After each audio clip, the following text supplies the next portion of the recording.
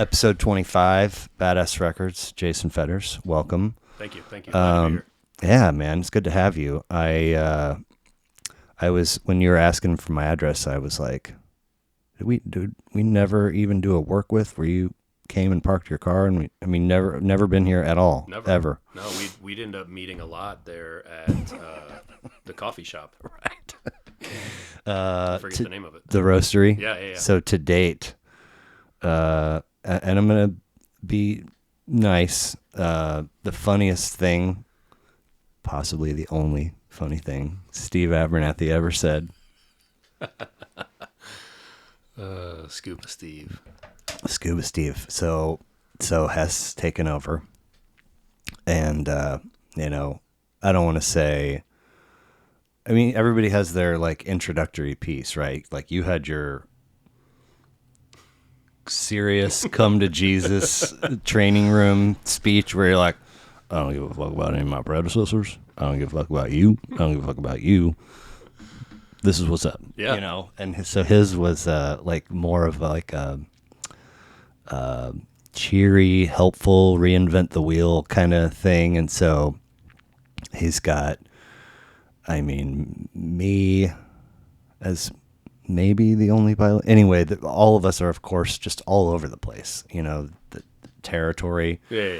So his grand idea is he wants everybody to come to a huddle with their day actually drawn out, like where you go in your car, like on Monday and then on Tuesday. And so he's going to take all this information and he's going to redistribute. And we're all going to be more economical and times, you know what I'm saying? Yeah. So I wind up, for whatever reason, on the phone with Abernathy. And he goes, so what's your map look like from your house to the roastery and back? It hurt me to laugh out loud at that because he's so fucking unfunny, just to his core. Yeah. He dropped that on me. I might have had to pull over. Yeah. Like I definitely snotted a little bit. And he probably laughed even harder than you did. He was did. ready to get that out. He did. It was like one of those deals where he was laughing so hard, and I think I was on Bluetooth, and I was laughing, and it was so much reverberation that I was like, "Do you have somebody in the car with you?" You're right. I would have had to pull over. I might have pissed myself on that one. It was, because he's just, bald jokes, scooter joke, all of them. Yeah. The fish jokes. Yeah. I talked to him on Friday and it was just like, I've been telling him for 9 fucking years, like, dude, it doesn't require that much brain power to come up with one new witty one-liner. It's the same one. Study like it's a test, like just one, just one. Go watch a Netflix series and pick something up. Yeah, steal, goddammit. And so the other thing that really made me laugh, and he wasn't trying to be funny. So after the Hess episode, there was a GSM, and I was making the walk, and he was coming the other direction to who knows. He's like, "Hey, what's up?" And we stopped and visited for a sec, and I pulled it up to show him. He's like, "What is that?" And he's like, "Is that Eric Hess?" And I was like, "Yeah, he came and did a podcast." And he looked at me. And I was like, "Oh, I think there's maybe layers that you don't understand here." So I'll try and keep it simple. I was like, "Oh, I know. You came up in it." He's like, immediately like. Did you have to explain to him what a podcast was? Well, where to get one? The test was the next morning, so I skipped over those pages. You know what I'm saying? Yeah. Like There's only so much. You got to be in a place, and I got to be at a place, and sure. I got not much time to get there. And so that's where I was like, "Oh, you came up in it," and he, immediately I could just see, and I was like, "Dude, like, I'm not gonna like this isn't to. First of all, it's not all about you. Right. Second of all, I don't have a vested interest in like skewering you. This is playful and light." Yeah. And he's like, "How?" And I was like, "Well, in Hess's lengthy run of favorite live music experiences, he listed the Eagles pretty high up there." And I go, while we're doing, I go, "Oh, was Abernathy there?" And I thought it was hilarious. It sailed right over Hess's head. And so I repeat this back to Abernathy, and he's still looking at the phone, and he goes, I probably was. And, it's like I never really went any further than Greatest Hits Volume 1 and 2 with them. I liked almost every track on both of those records, but then, like, I had to do... I don't know. I get to the age in my life where, like, the Big Lebowski and fucking hate the Eagles. Like, yeah, I'll sacrifice whatever small slice of fandom I have to get on board with that. And also, it gives me just a quick Abernathy, just 100%. Because we went to That guy, the Stack. Burger State. Yeah. We went there for something. I think it was still the Stack. I think I was getting it from Woods, maybe.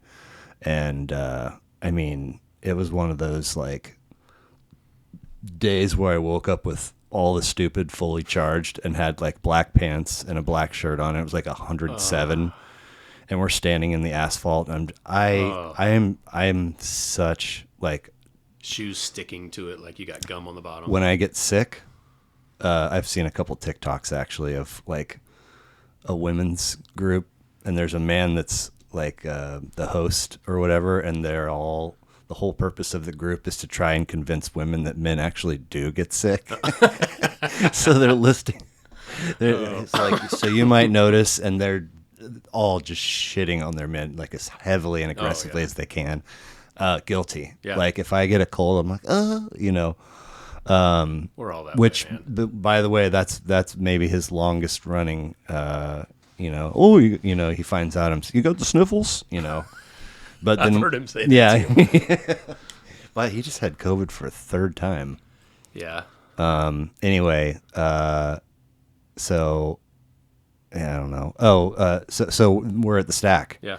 In the parking lot, and this story. Like we came in and we're talking because it was Bobby.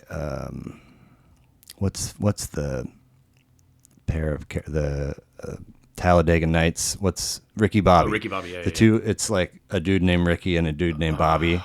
So the day I work with, I'm not even in territory. Woods takes me. He's like, Ricky Bobby, and I was like, what? And then we go in and I'm like, oh, it clicks. Hilarious. Yeah. And he just would never stop. Did he shake and bake it too? I don't know. But anyway, so, Woods is one of those guys, like, he tries. He tries to be funny and just... He's too dry. It just, every once in a while he'll catch me off guard and I'll be like, oh, that's fucking good, man. Yeah. But just, and every time he can never remember. So every time he says... Ricky Bobby, I'm like, yeah, I know. So we pull up, and I'm like, you know what Woods used to call these guys? And he's like, huh? And I go, Ricky Bobby. That's pretty good. Like, why? Why do you? So we've seen them, and we've made our call, and we're at the counter. We're not part of a transaction. We just have turned to exit, and we're still standing there. And he's telling me about going to this Eagles concert. And then like some customers come in, and then something. I'm like, we're standing just right in the flow of traffic. Let's Yeah. And hopefully you haven't forgotten how hot it is, and you can wrap this up in however long it takes us to get 15 feet to our cars. Right.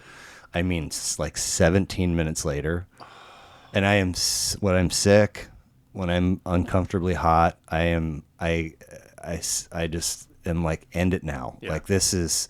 All these people on social media that are just hate on winter and just they can't wait, and then summer's here and they're just pigs and shit happy. Yeah. I'm just like, I don't get it. Like every time I move a quarter of an inch, I've got to peel my fucking scrot off my inner thigh. I'm chafed. Can't think straight anyway. Yeah, the Gold Bond that you put on earlier looks like pancake batter now. Oh, God. Yeah. And he's just out there.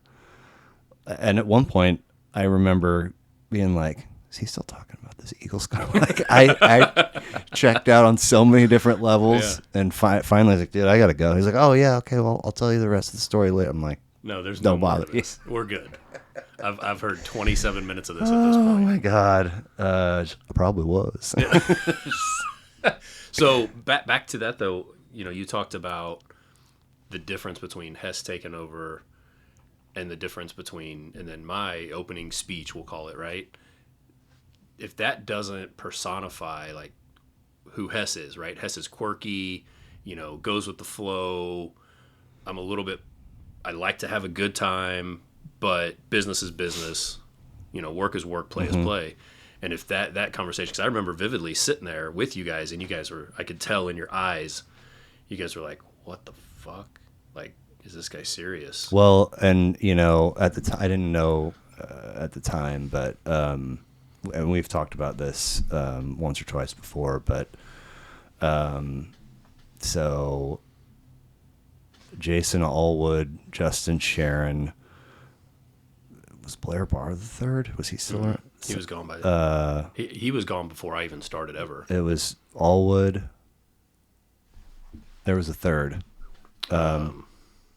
Three MAs and you. Lister, right, which you're gonna have to come back for a whole episode about. He's his own. Anyway, I didn't really I didn't have any personal investment. I didn't know Justin Sharon that well.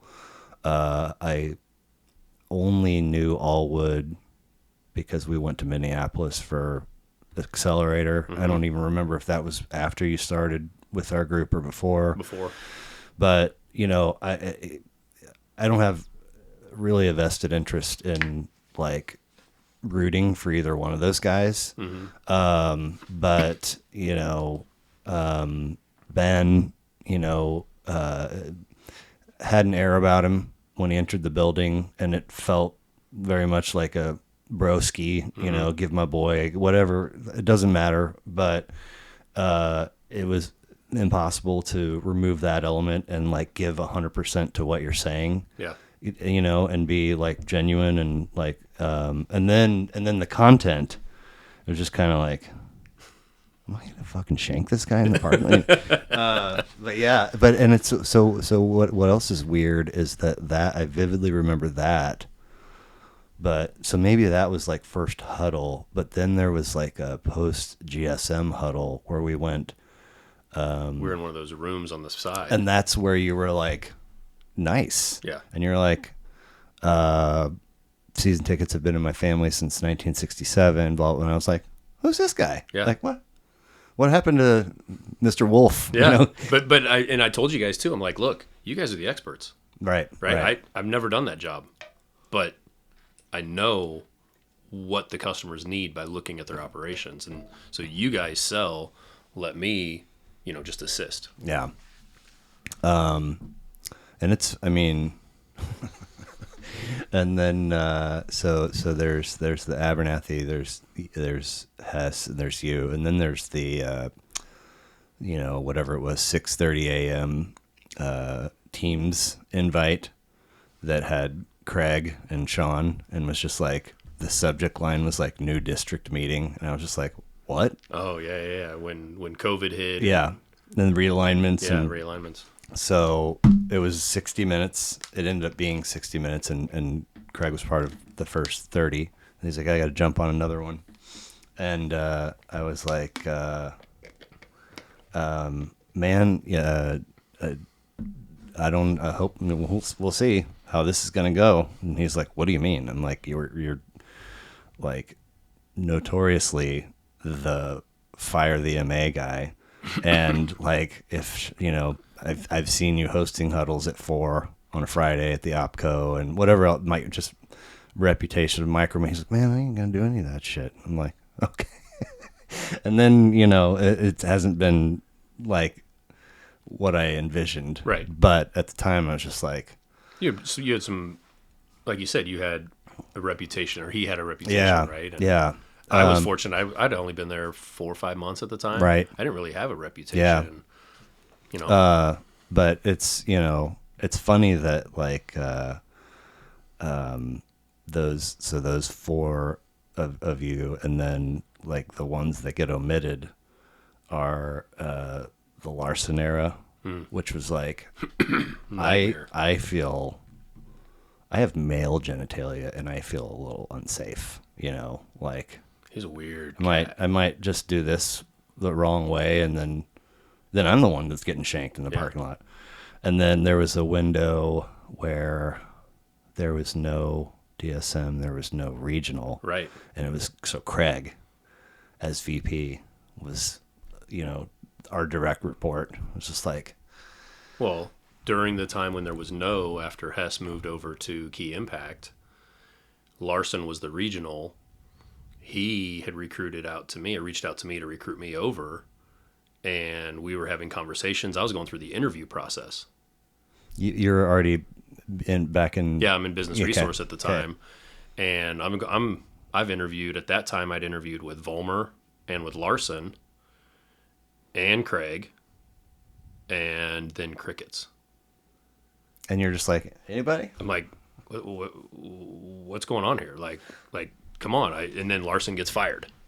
Right. So I understand now it starts to click. Like, my business sense takes over. Okay, well, he's gone, so they're going to hire somebody new and then let the new guy, pick their person or new gal, whoever it is. So I've got to go back through the interview process in my mind. And so I go to Vollmer and I said, hey, I see that Larson's no longer here. What's the deal? And he says, oh yeah, we're going to bring somebody in. We think we have somebody identified, and then we're going to let that person make their choice. You may have to re-interview with them. You may not. They may take Craig and I's, culmination of word. I'm like, okay, cool. And then, Ben, obviously, they convinced him to come over from Director of Business Resources to be the regional. Yeah. But that took me 3 months to get that job. I mean, sometimes they fill them fast. I mean, we just had your girl just left. Yeah. Joy. Yeah.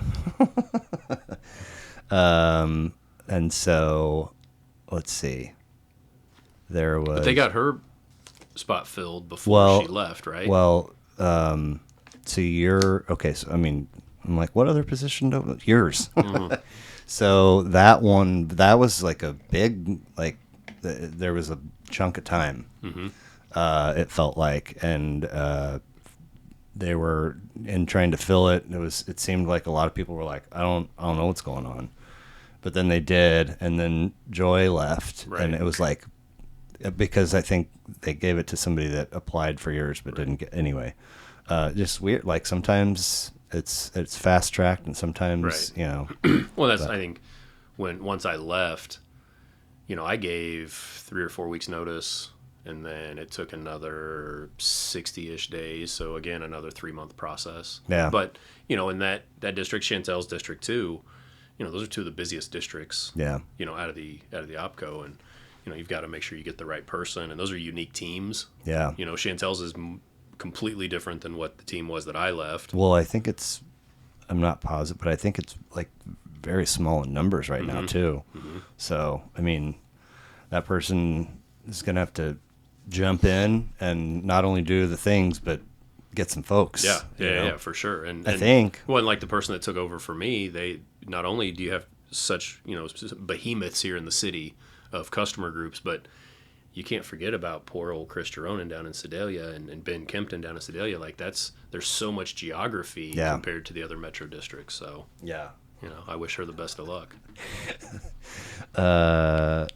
Man, there's a couple of really comical exchange, like with your replacement, doing all the things, right? You got to circle this and check that and just firing shit to Crenshaw, and he's just like, Matumbo, just not today. Swatting shit left and right, and finally she's like, "Oh, okay, I get it." I mean, what do you expect? The guy writes $500,000 a week. I know, and she's like, "What are your penetration opportunities, and what prospects are you calling?" It's like, I don't have. I'm not normal. Yeah, like so, I get it, but you gotta, it's funny. You gotta know the audience. Yeah. Which, you know, I mean, kudos to her because I think she's just going and trying to. Yeah. She's just trying to do her thing, and Yeah. he's a professional. He's gonna have fun with it, though, Yeah. right? We know his personality, and he's gonna have fun with it. And, Right. You are born and raised KC, right? Yep. Always been up north? No, I lived born and raised up there. I had a 2-year hiatus out in Overland Park. Okay. My freshman and sophomore year Of high school? Uh huh. Doing what? That's where it led me to my most influential album. Okay. Interesting. But I mean, we've definitely talked once or twice about your mom. Is your dad still around? Mm-hmm. And are they still together? Yeah. Okay. So it's unique with them. When I was 4-ish years old, mom and dad got divorced. Okay. And about 1.5 years later, 2 years later, mom and dad got remarried. Wow. To each other. Like legit paperwork on both Courthouse, ends? Okay. The whole deal. Like I was the best man, ring bearer type, And what's your sibling situation? I have one brother. Older? Younger by 6.5 years. He's in the Army. Okay. He's based down in Fort Leonard Wood. He's had 2 tours overseas. Dang. I was actually just down there 3 or 4 weeks ago. Okay. And how did your folks meet? They ran in the same circles. So my dad was friends with a guy who was dating my mom's cousin. Okay. And so they just all ran together. So my mom went to Ruskin. My dad went to Paseo. I don't know if I knew that about your mom. Yeah. It explains a lot. Yeah. Have you seen Do You Hear Me? Have you seen this guy? Hefe? Oh, yeah. Love that guy. I love that guy too. A week ago today, I am with Tell me you met him. Sean Dam at Harry's. Okay. Sitting at the bar. It's 4:15 or something like that, hoping to catch Jeremy. And I saw him walk by in a Chiefs jersey, and I was like, "There's no way that couldn't have been him." But I kind of half, But we were both pretty tight on time, and had more to say than time was allowing. Sure. It was already That would have been awesome. But I was just like, and so we finished our conversation. I forgot about it. Got home. Probably had, I think I had an interview that night. Yeah. And then afterwards, cleaning up the kitchen, getting coffee ready, just fucking around, watching some TikToks. And he's down, there's a new place that opened. Okay. Yeah. He did a VIP treatment deal. I saw that. Yeah.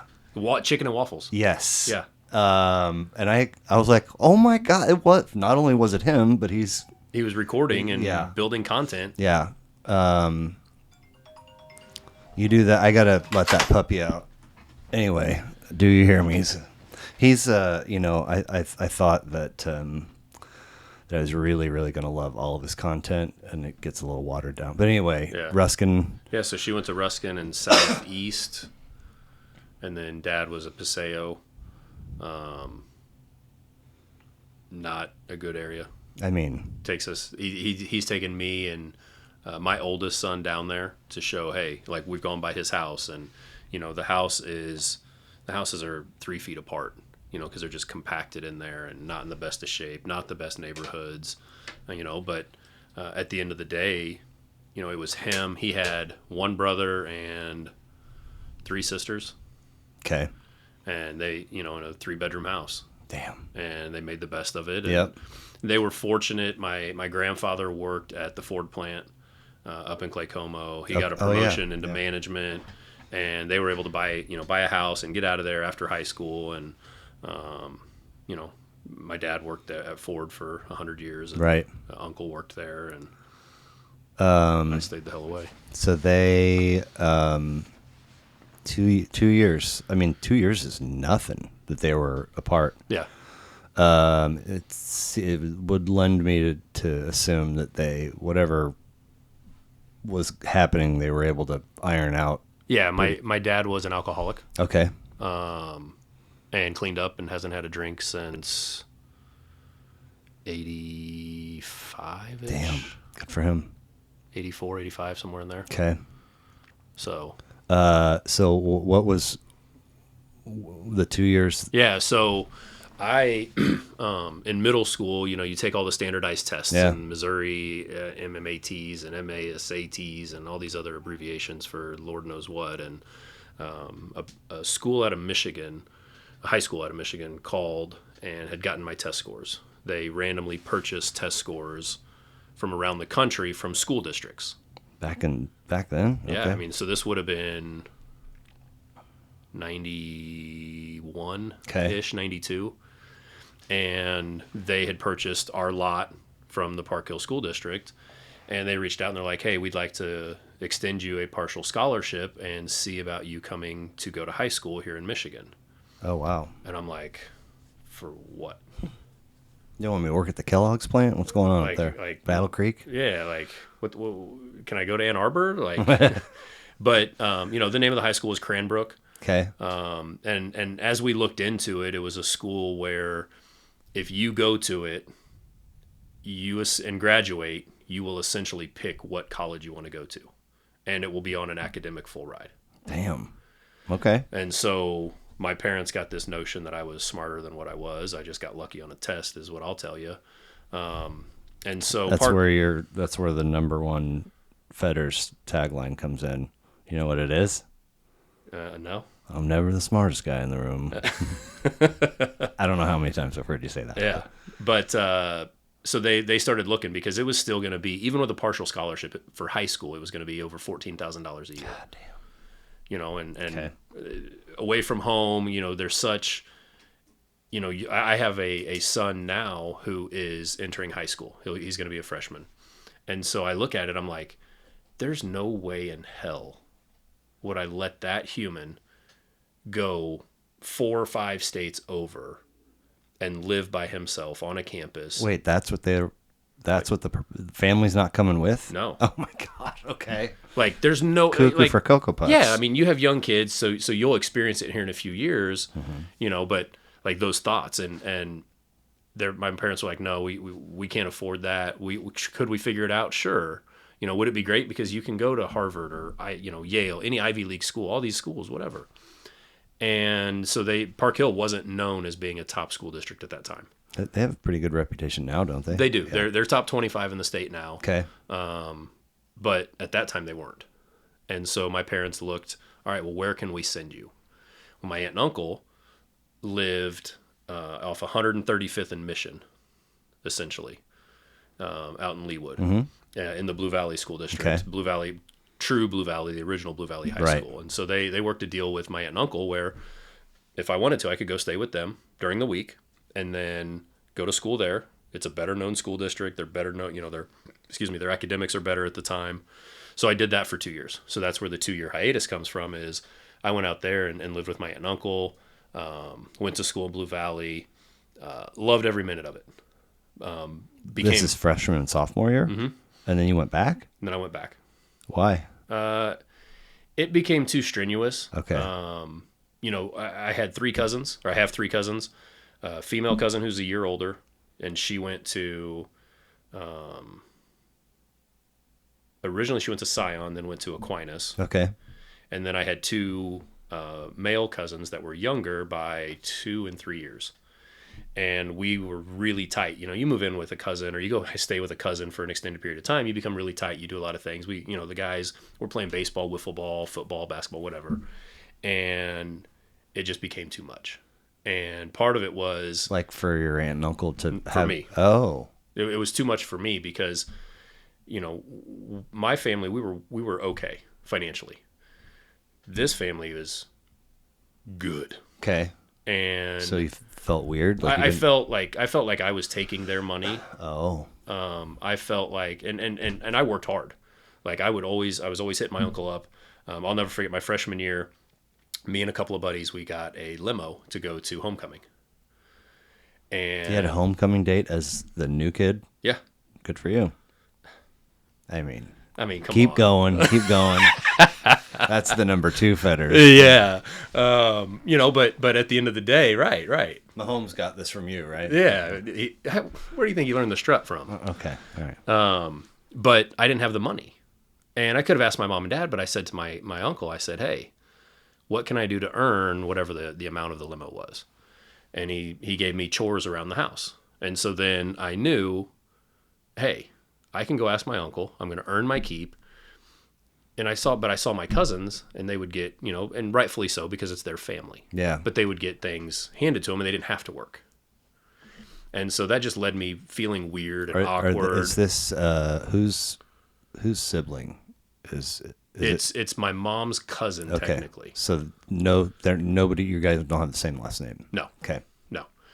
And so I felt awkward and Sure. and as a sophomore, like the freshman year was kind of like a vacation, right? And then the sophomore year, digging in a little bit more, starting to mature and grow mentally as much as a 15-year-old kid can, 16-year-old kid can. And I felt awkward. I just heard Beavis's voice. Yeah, mature. Girl. And plus, I missed my lifelong friends. And I mean, what about your little brother and mom and dad? Right. Did you see them every weekend? Yeah, I saw them every weekend, and and playing sports. Yeah. My mom wasn't working at the time, and so they would come out, and go to football games, baseball games, basketball games, whatever the case may be. And so I would get to see them, and we'd go to dinner those nights because it's not like it's 3-hour drive; it's a 40-minute drive. And so that led me to go back to Park Hill and move back in with mom and dad. And, Sure. It was a wonderful experience that truly, truly shaped me for later on down the road and allowed me to be that much more prepared for college. Okay. Where'd you end up going? I'll call it forever CMSU. Okay. The New Age calls it UCM. And what town is that in? That's in Warrensburg. Warrensburg. Okay. Right. I mean, an hour east of here. Right. So. But to kind of complete that point, how many incoming freshmen into college have ever not lived at home? Not many. Right. So I was ready for that. I didn't perform academically like I was, but I performed socially like I was. The only parallel I can draw is that at my high school, there was always exchange students. And I don't feel, I mean, maybe I just didn't see it, but it very seldom seemed like kids from my school were going elsewhere. It was always kids. Yeah. And they always seemed, I was not close with all, like just a few. Did I even know? But, you'd have them in class or see them at a party or at the game or whatever. And it was like, they always seemed like they're doing all right, doing the thing, being a high school kid in America. And in my head, there's a part of me that's like, that seems to some degree terrifying. Yeah. To just, and that's not Park Hill to Blue Valley. It's over a freaking ocean. Right. And, like a lot of money to get from one place to the other. And yeah, it was the saving grace for me that allowed me to feel comfortable from the get-go was, there was a couple of kids that lived in the neighborhood that we lived in that I ultimately went to school with or played sports with at school. But it was the camaraderie on the football field. Because there's still guys that I played football with there that I'll talk to on occasion or I'll run into or we'll see each other at a golf tournament or, around town. And so they really welcomed me nice with open arms. So, and they didn't have to. Did you guys have to do any kind of, what's that game on the Jumbotron at the Royals where it's 3 helmets and which ball is it under as far as like the address and the school district? I just moved in with my aunt and uncle and we just provided it. But I mean, I guess you're not doing anything anyway. I mean, I've definitely... Not that I know of. Right. No, and obviously it was less of a deal back then than it probably is now. But I've heard some stories where, like, it's going fine for, like, 7 years. And then somebody, It's a huge thing right now that I'm learning about because of high school athletics. Right. And so people are getting, and you can get a 1-year exemption if you come to a district, and I'm paraphrasing, I don't know the specific rules, but if you come to a district and say, hey, I'm moving to your district, I need an exemption to play. Mm-hmm. And so, Well, there's a lot of that. Or parents are going and renting an apartment to get their kids to a better district. And like even within the Park Hill School District, you can, because my wife picks up the kids and she's always complaining because there's always Wyandotte County tags in the line. Yeah. And they have some sort of, I'm going to call it an exchange program or open invitation to the KCK school district and the KC Mo school district, previously, which obviously didn't have its accreditation. Right. And so, those kids would come up or come east. Mm-hmm. And so, that the shitty part about that is they're not paying the same taxes. What do you mean? Who's not? Those kids that live out in Kansas, they're not paying the same Park Hill taxes that we pay. Right. So you go, you dig deep into it. Yes, it's great. That kid's getting a better education or better opportunity for an education. Extremely happy for that kid. Well, while their parent is paying $2,000 a year in personal property tax, I'm paying $7,000 a year. Yeah. Of which 800 of it's going to the school. They're not paying anything to the school, and they're getting to reap the benefits. Well, there were a couple times it's a whole where systematic thing. No, where whether somebody rats or there's a goof up or whatever, and all of a sudden gone. Yeah. And the young mind, it's like, man, just let them do, you don't think about that kind of thing. Yeah. There's really fascinating and to be discussed if necessary in greater detail off camera, but there are 2 new hires in the group, and one of them was in my car Wednesday, born in 01. Wow. And I've got something like that on my team in Colorado. There's a lot of like, and this is not me receiving it. It's totally me just projecting it a lot. It would appear there's a lot of interest to eventually be an influencer. Okay. Yeah. And I mean, but grew up where you were just saying your wife would see those plates and then hit the high, and then it was like shift to a Catholic or a private school over there. Yeah. And with 3 years of social work, over there for me, and being in the community, in homes, and like I know Turner, and I know, so I was like, where would you, where do your folks? Oh, okay, I know. So what high school would that have put you at? And she was like, Wyandotte. I was like, oh my God, no, you can't, you can't go there. Like, not walking around as that human, like, it's really crazy, but. I was for a short while on a hockey team, not my hockey team now, and for the last, I don't know, 10 years, is the White Russians. Okay. And so a lot of Lebowski jokes. Yeah. For a short spell, I was on a team called the Silver Bulldogs, which is all hockey dads. Before that, I was on a team that like lasted a season. We went winless. Mm-hmm. And then disbanded, and they just kind of plucked, So they put me and one other guy on this team, and they were like, okay, like whatever. And when that session was up, they were like the captain of that team, who's not like he's a typical Northlander, but he reached out to me and so he's intelligent. And reached out to me and was like, can you tell your buddy, like, we're good? And I was like, what? Like, how is that my responsibility? Like, that is awful. Yeah.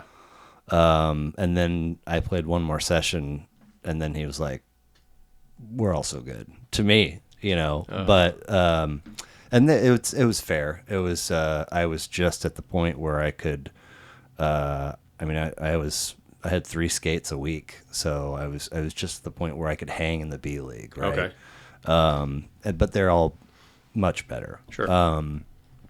But they're also like that dude, 3 sons, and they had an RV or have an RV, and Friday they would go to the caves, park the car, get the RV, and they're on the road for hockey anyway. I got a little bit of a third-hand, look into youth hockey in KC, and there at the time there was a lot of drama involved. Like, this rink represents this group and blah blah, and they're fighting and anyway. Amongst the many stories that I heard in the locker room, there was somebody from that circle whose boy was legit, like really good. Mm-hmm. And so by the time that boy was finishing 6th grade, they were like, we got to figure out what we're doing. And so the decision was made that mom went up to St. Paul, Minneapolis, got a place. Mm-hmm. And I think he stayed through 8th grade, and then mom and son went up, and they're turning in all the things and doing all and then once the community has an awareness, they're like, oh hell no, right? And whoever makes the rosters and like completely blackballed them, and they had to come home. Like, it was like, you're not taking one of our kids' roster spots. Like, our whole life, it's like, damn. Wow. Okay. Anyway. Luckily, I didn't experience that. I was a starter. As a freshman just on the freshman team, for football and for basketball. Okay. Baseball, I was one of the top 2 pitchers on the team. Got some JV time. But, it was a deal where everybody knew I was there for education. Right. Athletics was just ancillary. Yeah. But, I ended up, that year was the first, so we were coming off of, I think we were 2 or 3 years removed from Brian Schottenheimer being the quarterback of the varsity team. Okay. And leading them to a state title. Is he a coordinator by now? Yeah. Houston? I don't know where he went. Yeah, he's kind around. of bounced around. Yeah. He's in the league somewhere. Okay. And so, Blue Valley was... How many times a year do you think somebody approaches him with the Gannon Gerbach shit? Remember that bullshit your dad did? Yeah. Oh. But, we were ascending as a program. Sure. And we were the first freshman team to go undefeated. We actually bumped a JV game because we were undefeated, and it was the first year of Blue Valley Northwest. They were undefeated. And it was the last game of the year. So they bumped the JV game, put us on Thursday night, I think it was, instead of the normal Wednesday, Monday, Tuesday, whatever it was. Put us on Thursday night on the main field. We weren't up on the trashy freshman field that gets used for everybody. And, so we're on the varsity field, and we packed the stands, and we won 7-0.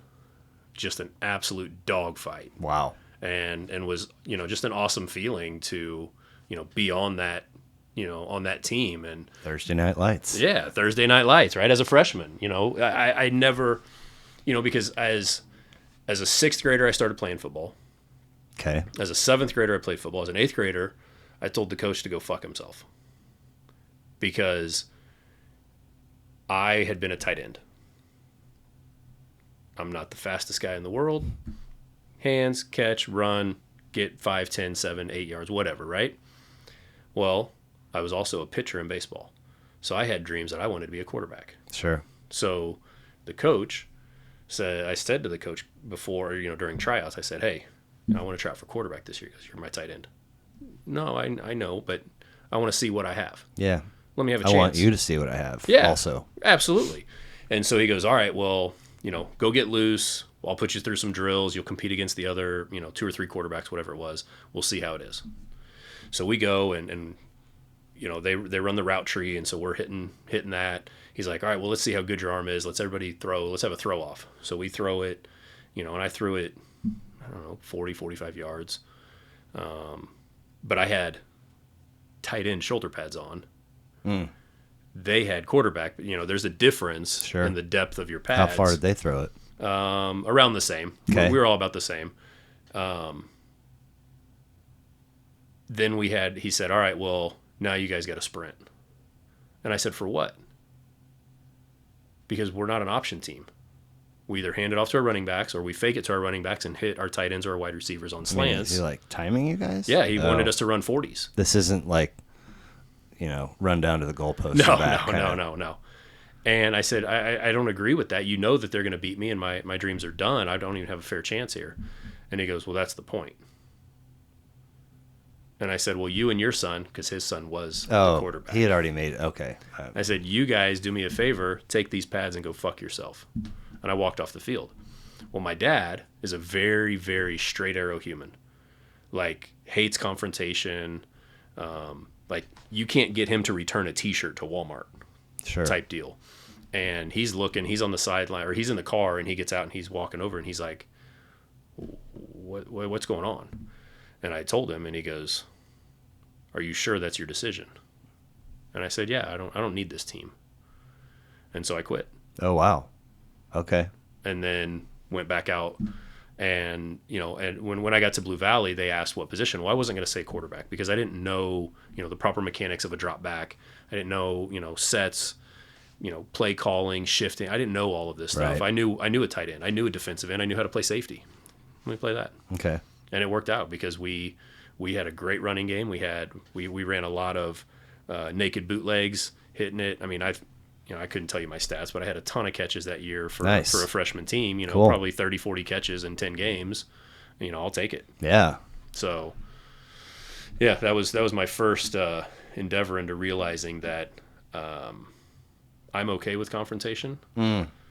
And I'm okay challenging the status quo or challenging. Did you actually curse? Yeah. Okay. Absolutely. That's ballsy. I mean, for a kid that young, It led to, so, when you called or texted, I think you called and you were like, telling me what you're doing here. And I'm like, I've always been supportive of your separate adventures, whether it be the hockey or even though I think I probably told you you're an idiot because you did hurt your back at one point and many times, whatever. But, I was flattered that you're like, hey, I'd like for you to come on and I want to know what your most influential album is. Yeah. And I told you at that time, I don't even think I thought about it very long, but I told you it was The Chronic. Yeah. Because that came out in that time frame. Yeah. And it's very fascinating to see, I suppose this is true in most walks, but it's been fascinating to see what avenues you see camps sprout up in. Like, there have been people who, oh man, I got to think about it. Mm-hmm. How could you? It's like asking me to pick my favorite kid, and and if you needle them enough, they'll get back to you. Yeah. There's people that are legit. Like, let me think about it for a second, and they're like, bam. And then there's people that it feels like they've been waiting for somebody to ask that. They're just like, here, I'm like, what? Okay. Handing in the test already.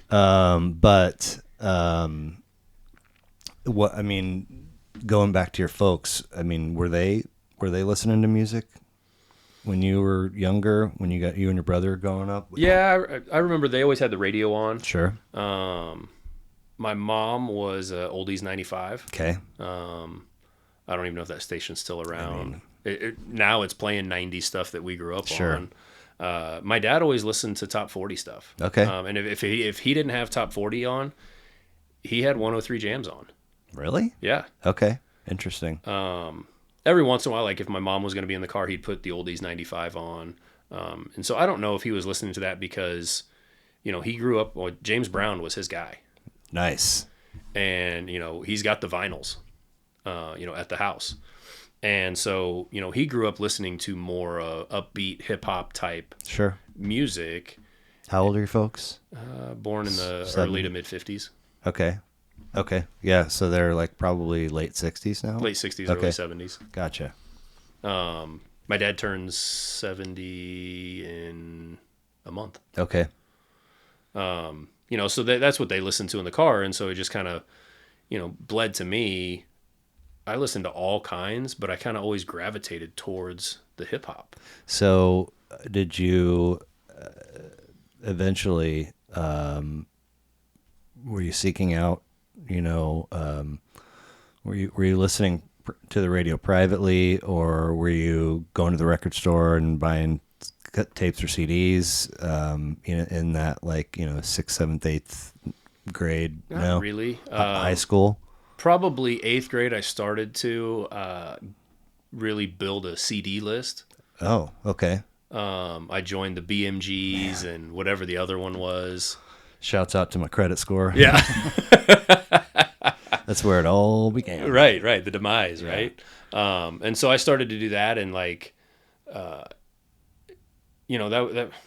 I had money because I would mow lawns and you know, whatever. And so it wasn't a big deal. Hey, Mom, I need this. Here's the money. And like, that's how I was brought up. Like, you always have the money before you buy it. Sure. And so, that's when it started, was probably around end of 7th, beginning of 8th grade.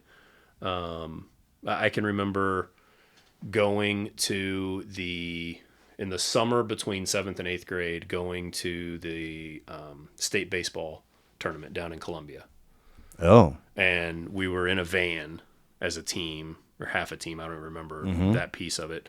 But I can remember I had just gotten a Discman. Nice. And I had the old foam headphones. Yep. We didn't have nice ones like these or Beats by Dre or any of that stuff. And I can remember just sitting there and just, I had just gotten the my first BMG deal. And so I had, whatever came in on it. I don't remember. Sure. So I was, my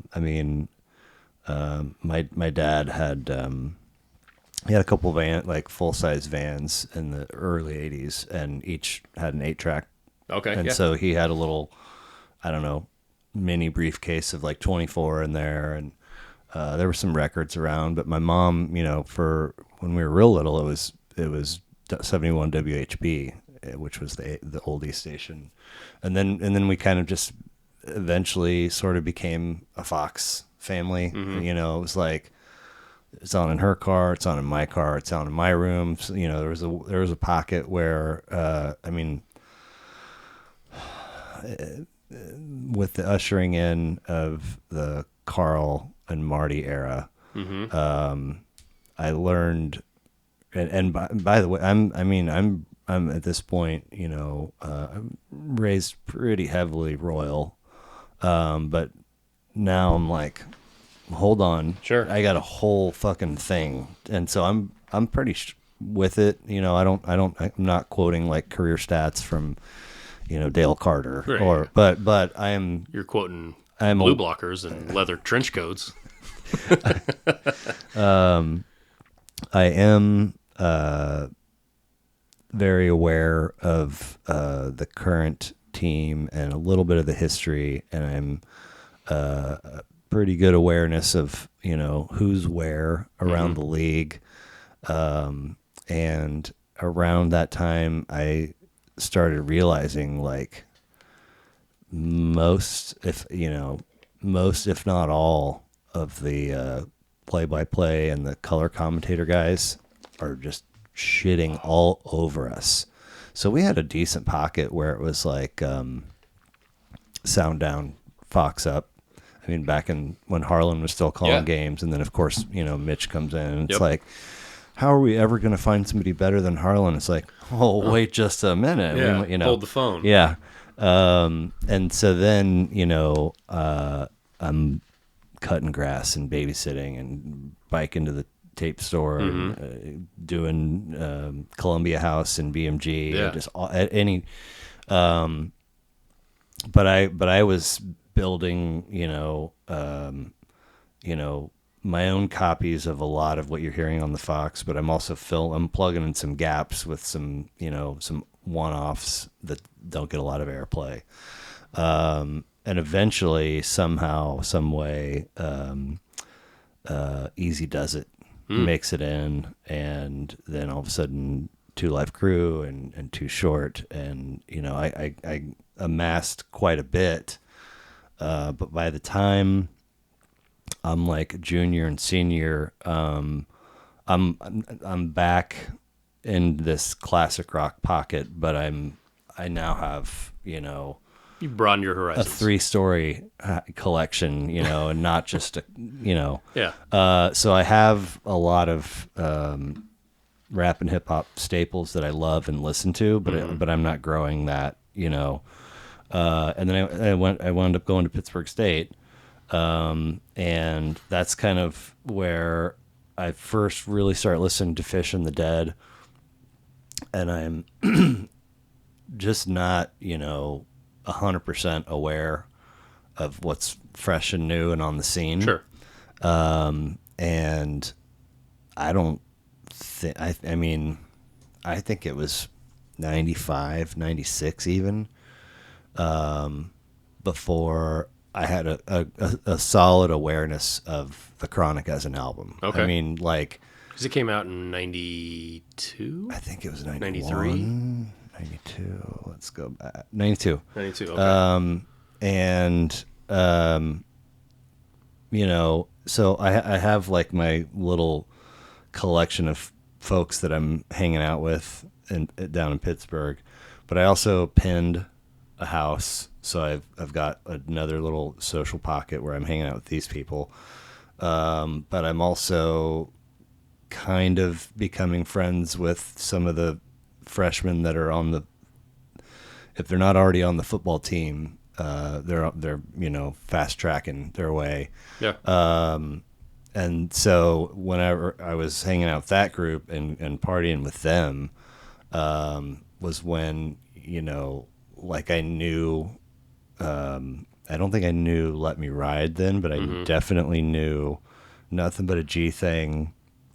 And so you had G Thing, you had Let Me Ride. And what's the other one? What's the other huge one off there? Gin and Juice isn't on there.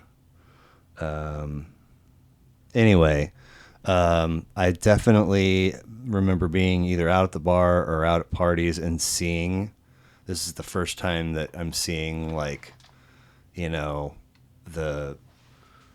blurred out, pot leaf. Yeah. And there's now, it's now a pretty common thing where we gotta produce two versions of that song, one for MTV and the radio, and one for, and just being like, it was kind of like I looked up, and then that record or portions of that record had kind of steamrolled the whole fucking country, and I was kind of like, Wile E. Coyote, just peel myself off flat, like, what? Yeah. What just happened? Are you 4 years younger than me? I'm 74. 79. 70. Okay. So, I mean, you're still like, you're doing your, somewhere in the mix, you're doing your, I left Park Hill for 2 years, but you're still kind of in the bubble of home, so to speak, which I think lends itself to a larger awareness maybe of the world. Yeah. Or maybe not. I don't know. Well, so, I was, at that time, both my parents worked. And we had a babysitter, my brother and I, and she didn't give two damns. I mean, she was an older lady. She made sure we ate. She made sure we didn't get, if we hurt ourselves, she made sure we got a Band-Aid on it. Right. And so Park Hill was just more diverse. And that's what really led me, plus my dad always listened to, like I said, he listened to the, Mix 93 or whatever it was at that time, whatever the top 20 music was. And so, I was always diverse. Well, then you transplant a human who is diverse in their thoughts, diverse in their background, into an area of, for the most part, a bunch of kids that were fed with a silver spoon. Yeah. And I was at first like, because football started before school started. Yeah. Oh yeah. Right. Yeah. And so I was able to make a couple of buddies and things like that. And then school starts. Well, who's the new kid? Well, the new kid doesn't wear the same, Abercrombie and Fitch or whatever the hot trend was at that time that we do. I was wearing, Walmart clothes. Yeah. T-shirts, jeans, whatever. Well, J.C. Penney was our go-to. We were 100%. We were our big thing was not only acid wash jeans but tight rolled. Yeah, oh yeah. And I didn't do more that. than once bleach in the bathtub on a pair of jeans, and like it was like, oh shit, that didn't work at all. But I can't not wear them. Right. I mean, my mom doesn't have. Can't replace them. It's like I was. Can't fix it. No, you cannot. I was doing just fine as a nerd, Yeah. you know, or whatever. And now I've put myself in a situation where people are like, what the fuck? Well, yeah, like, so I go walking through, through the halls. I draw attention because I'm new. Because all these kids grew up together. I mean, it was a small school. There was only... Well, it's a pretty young district, or, right? At that time. No, not that school. That school is the oldest school there.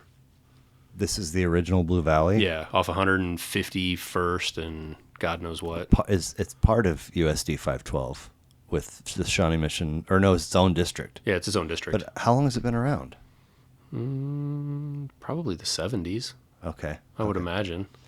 Anyway, it just felt like for the longest time there wasn't anything past 103rd and Mission, Right. And then it was just like, Yeah, and I blew up. don't even know where it stuff Just blew up. Right. Like, on my way to school, I would drive by, on the bus, the owner of Arthur Bryant's. Oh wow, He was right down the street. Next door to us was a Comets player at the time. Oh, funny. Who moved here from England. Like, he was a professional soccer player in England, moved here and played for the Comets.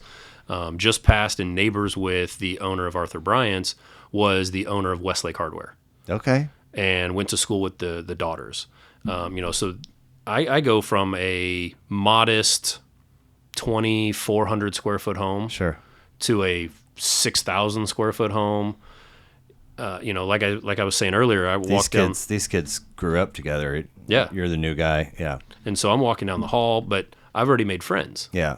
From the football team, like I said, and these other people are like, it's the whole lean in Yeah. and hold your mouth up Yeah. and whisper, "Hey, what's this guy? Yeah. What's his story? Hey, he's got a nice butt." Whatever. And so they then it started to come out, and I was playing football, and I was on the field, and they were because it was big support for the athletics out there. I mean, Sure. the student body supports all ages. That's cool. And it was really cool. And so people start to see, oh, he's not just a body fill. Like, that's why these guys know him. He's on the field. He's helping contribute. And then we get to basketball season, and we were god awful at basketball. Oh, really? So when I played up north, I was a point guard or a two, because I was one of the shorter guys, and I was 5'10", 5'11" at the time. Well, maybe 6 foot by this time. I go down there. We've got one guy that's over 6 foot. He's like 6'3", but he maybe weighs as much as this microphone. Okay, so not very big. And they're like, "Hey, you need to play the post." I'm like, "I'm a guard. I do my business out there. Right. I'll drive. Tell big boy to just keep his hands up." Right. They're like, "No, you got to get down on the post." So I'm like, "All right." So I go and I learn post moves and drop steps and I work at it. But again, the student body is seeing it, and they're like, "He's from the Northland. He's a thug." Oh, for Pete's sake, for real? Yeah. And so, Okay. because you know me, and this will make sense to you because you know me. In my mind, I'm going, all right, these people think they know who I am without asking me. So one of the big, huge hip-hop acts at the time was Crisscross. Yeah. So I showed up after a basketball game the next day. Like which one's the Mac Daddy and which one's the Daddy Mac? But I showed up the next day wearing a jersey, turned around, basketball jersey, a Shaquille O'Neal jersey, turned around, jeans turned around. So I was totally crossed out like their album, and just completely played to it. Well, where the Chronic came into play was that was my go-to. Like, on the way to football games, I'd be in the back of the bus on my own. Something just the beats to the songs. Let Me Ride. I mean, that's just, and it hit me back in 92, 93, whenever I was a freshman out there. I have friends, but I don't really have like close friends out there. I got my buddies still back up north, but I don't see them now, Right. On the regular. And so I had to dive into music because sure, I hang out with my cousins and everything's hunky dory and we get dinners and all this other stuff. But when you're on that bus, going to school, coming home from school, going to football games, coming home from football games, you're on that bus. That's all you got. Well, that's the only CD. I didn't want to bring my big back of CDs Sure. and all that stuff. So I'd load it into my Discman, put it in there, put it on, and I'd listen to that thing on repeat. Wow. Okay. And there were times where I'd listen to just, Let Me Ride or Nothing But a G Thing. I just listened to that on repeat. Yeah. And that would get me in the mode. And we're going, funny story about football is we pull up to Sumner Academy, Smart kid school. but in the inner city. Yeah. And these all Caucasian from Blue Valley, to see the look in their eye as we're driving this bus, and then we get to the parking lot, right? And there's armed guards, like KCK, I don't know which one it was, but right. armed police with, machine guns, meeting our bus to walk us to the field. It was like when we pulled up, everybody stopped, did one of these and looked to the back of the bus and waited for me to get up and lead us off. Really? Yeah. Oh, wow. And I'm like, guys. It's cool. He's got the chronic in his. Yeah, like. Don't shoot us. Yeah, whatever. But, it's like one of those things like, all right, well, you guys think this is who I am. I'm going to play to it as well. Not only do I like, the music, because it gets you in that mode. Like, you want to go out there and just, in football, you have people that want to go and they just want to boom, boom, boom, hit, right? You've got your heavy metal, thinking of the program and the guy that, headbutts the lockers and all that stuff. That wasn't me. I wanted to get into just being loose, because the more loose I am, the more reactive my body can be. Sure. And so it hit me, and that's where it sunk in. And so then from then on, because that's the first game of the year. I told you earlier we went 9-0. Yeah. So any away game, I was always in the same seat in the back. Always walked out, let us out. Always, and sometimes we had to go into the locker room and dress out. Sometimes we had to, already have our shells on and just throw our shoulder pads on, whatever. But it just kind of led to it. And, that's what helped me get through that year of, like I said, I've got friends and I still talk to those guys on occasion. And, but at the beginning as a young 14, 15-year-old kid going into a brand new environment. It's rough. That's all I had. Yeah. That guy. Yeah. I didn't, whenever I'm getting ready for I'll just look up a few things. Anything that I write down, for the most part, I didn't know ahead of time. Mm-hmm. So it's just interesting tidbits to bring up. I've had a couple folks be like, man, I didn't know. I was like, I didn't either. I don't know. This is not like, this isn't a pissing contest or anything like that. But, and I didn't know until I got ready for this that the cover is an homage to Zigzags. Yeah. And I was like, what? And then later I saw a side-by-side. Mm-hmm. And I was like, oh, geez, okay. Like, I mean, I bought a lot of those back in the day. Like, you would think, probably because I always bought oranges, and there's a different looking picture. But you want to know something that's ironic, though? So the Chronic, and I've never smoked weed in my life. Ever? Not once. I think maybe you did tell me that. Not once. Wild. Always around it. Yeah. Buddies that did it, buddies that believed in it, buddies that sold it, whatever. But I was encouraged to do it by my mom. Right. That's how. We've talked about that, right? How, yeah. And it was just to she's like, hey, it'll mellow you out. Like, it'll calm you down, because I was always just go, go. And, my kids have done that now. But never had a desire. I've had, I couldn't tell you how many contact highs. Sure. Oh, really? Oh, yeah. Okay. Like they're legit. Like we went, one of the best concerts I ever went to was Lollapalooza at Sandstone, which will forever be Sandstone to me. 100%. And Snoop was there. Okay. So this would have been, 96-ish, somewhere in there. And we're rolling in a buddy of mine. He's got an old K5 Blazer. So just a big full-size Blazer from the 70s. And he's got a big speaker box in the back and with, 12s on it or whatever. And at that time, I was big into alcohol. I was 17, 18. My drink of choice, because it was the summertime, was we would take and make pitchers of Kool-Aid. Only we wouldn't put water. We would just fill it with vodka. Oh, shit. And then extra sugar, stir it up, bing, bang, boom, we're done, right? Wow. So we make a couple pitchers for the ride. Well, we're driving out there. I'm in the back. I'm cool with that. And they start passing around, joints that are, 6 inches long. Sure.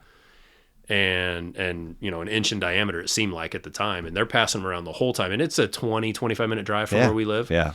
And so they open up the back for me, and I literally fall out because I'm like, whoa, like faded, and not just from the alcohol, because that I can control. Like, sure. I have very good tolerance of that.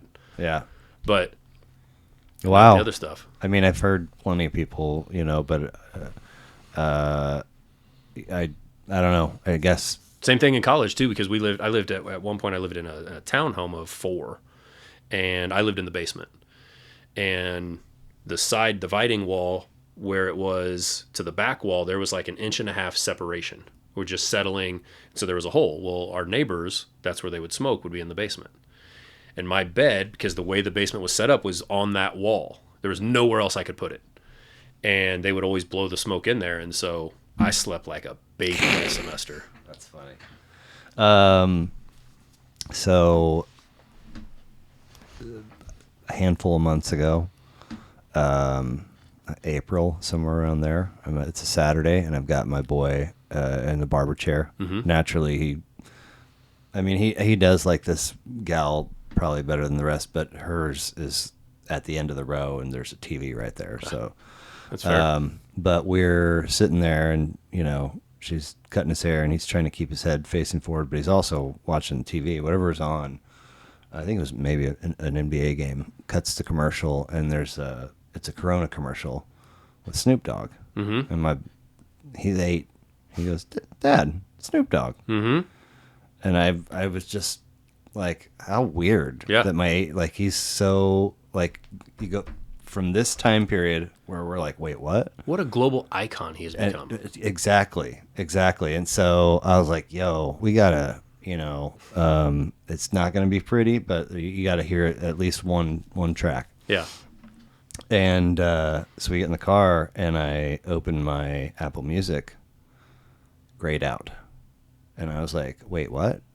Like this, and it took me forever I had to go to YouTube and find this. I was like, this isn't even the version that I wanted you to hear. Yeah. So I look it up, and Doggy Style and the Chronic pulled. Really? Because they made them NFTs. Because Snoop's got some new endeavor, and let's just see, you can look. I've only checked Apple and Spotify. Sure. But I'm assuming whatever the other streaming services are, that they're gone from there too. Wow. Yeah. So anyway, what a wild world. I know. I still don't even really know what an NFT is. I've tried to look it up. My son's, I've got the 15-year-old. He's almost 15. He's tried to explain it to me. I'm like, dude, I don't get it. Yeah. I said, to me, it sounds like an online baseball card that I would trade. I said, here's what I want you to do is I want you to go, and you'd go design them. Right. And you go make some money for me. And while you're out there, I got a lot of shit to pay for. While you're out there designing it, try and figure out what Bitcoin is and tell me. Yeah. And Shiba and Doge and all these others. But this, I've always felt like, and I've never looked into it, but I've always felt like that this record was the birthplace of the interlude. Those skits. I know it's been done, but never like this. No. I mean, there's a couple that they're all worth mentioning, but the most famous, of course, is $20 Sack Pyramid. To me, I'd argue D's nuts. I know, but I was shocked to learn this, and maybe this is because I'm listening on YouTube. I've got it playing. A full album playing on YouTube, and I've got another page open with the track listing. The way that it appeared was D's Nuts is like a 4-minute, 53-second long song. So you get that little, what's your name? Get back at yeah. And then it boom into it. And I was like, I always thought it was a 56-second. Anyway. I've always gravitated towards. But I love the $20 sack. But there's so many just to open it up and say, the guests, Bootney Lee Farnsworth, and shit that M-Bob's was saying to get the pussy, bitches I want to fuck. Oh my God, what? But what's crazy is, like at the time, put yourself, like I could always see, because I had the time on the buses and in the cars. I put myself in those shoes. Like I could see that, like I was watching it on TV, even though I wasn't watching it on TV. Yeah. And so, I mean, so good. Just, and you know, to be sitting there and all of a sudden you're jamming, and then $20 sack pyramid, and then you're busting up laughing. Everybody kind of turns because nobody else had Walkmans or headphones. Like those kids, I mean, for all the money they had, they were talking with each other. Oh, wow. Like, which I appreciate, but you know, they grew up with each other. It is what it is, whatever. It also occurred to me that, I mean, I could go on at length for things that a category that I would say I would consider Dre as the pioneer of, and it would be probably a pretty lengthy list. I don't know how accurate it would be, but the transitions, the musical transitions in Let Me Ride, you know, you got this beat that's going along, and you kind of got that sort of high pitched synth, and then all of a sudden shit just and you get dun dun, you know, just a lot of really cool. Well, think about from a DJ perspective, you know, what came after him. Think about Manny Fresh. I don't even know who that is. So he was with the guys out of New Orleans, Lil Wayne and all those guys. Okay. So he produced all the music for them. Okay. So if you go listen to theirs, there's a lot of that where it's slow, boom, then it just hits you right square in the mouth. Sure. Yeah, but this is like... But his was more classical because of what his background was. Yep. You know, have you watched... what was the name of the damn movie they did about him? Straight Outta Compton. Yeah, Straight Outta Compton. Yeah. And so, you know, if you watch at the beginnings of what he and Red are doing, and they're going to these weddings and going to that nightclub where they're having to play classical type music, you know, that's what he's pulling from, and that's what he had at home. And then he evolved it. Yeah. I mean, next level so many things that it becomes hard to keep track of how many things did he next level. Right. And, you know... and an evaluator of talent. Don't let that slip through. I mean, 100%. And I mean, I think it's pretty universally known that this is sort of the springboard, the introduction to Snoop. Mm-hmm.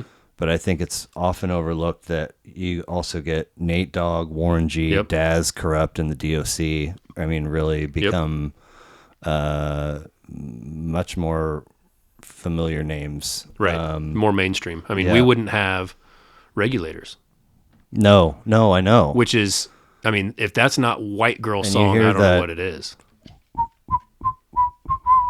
You know, that little synth riff is straight influence from what Dre's doing in the studio, in the movie, but also in real life. God, my eyes are going bad. I can't read all this.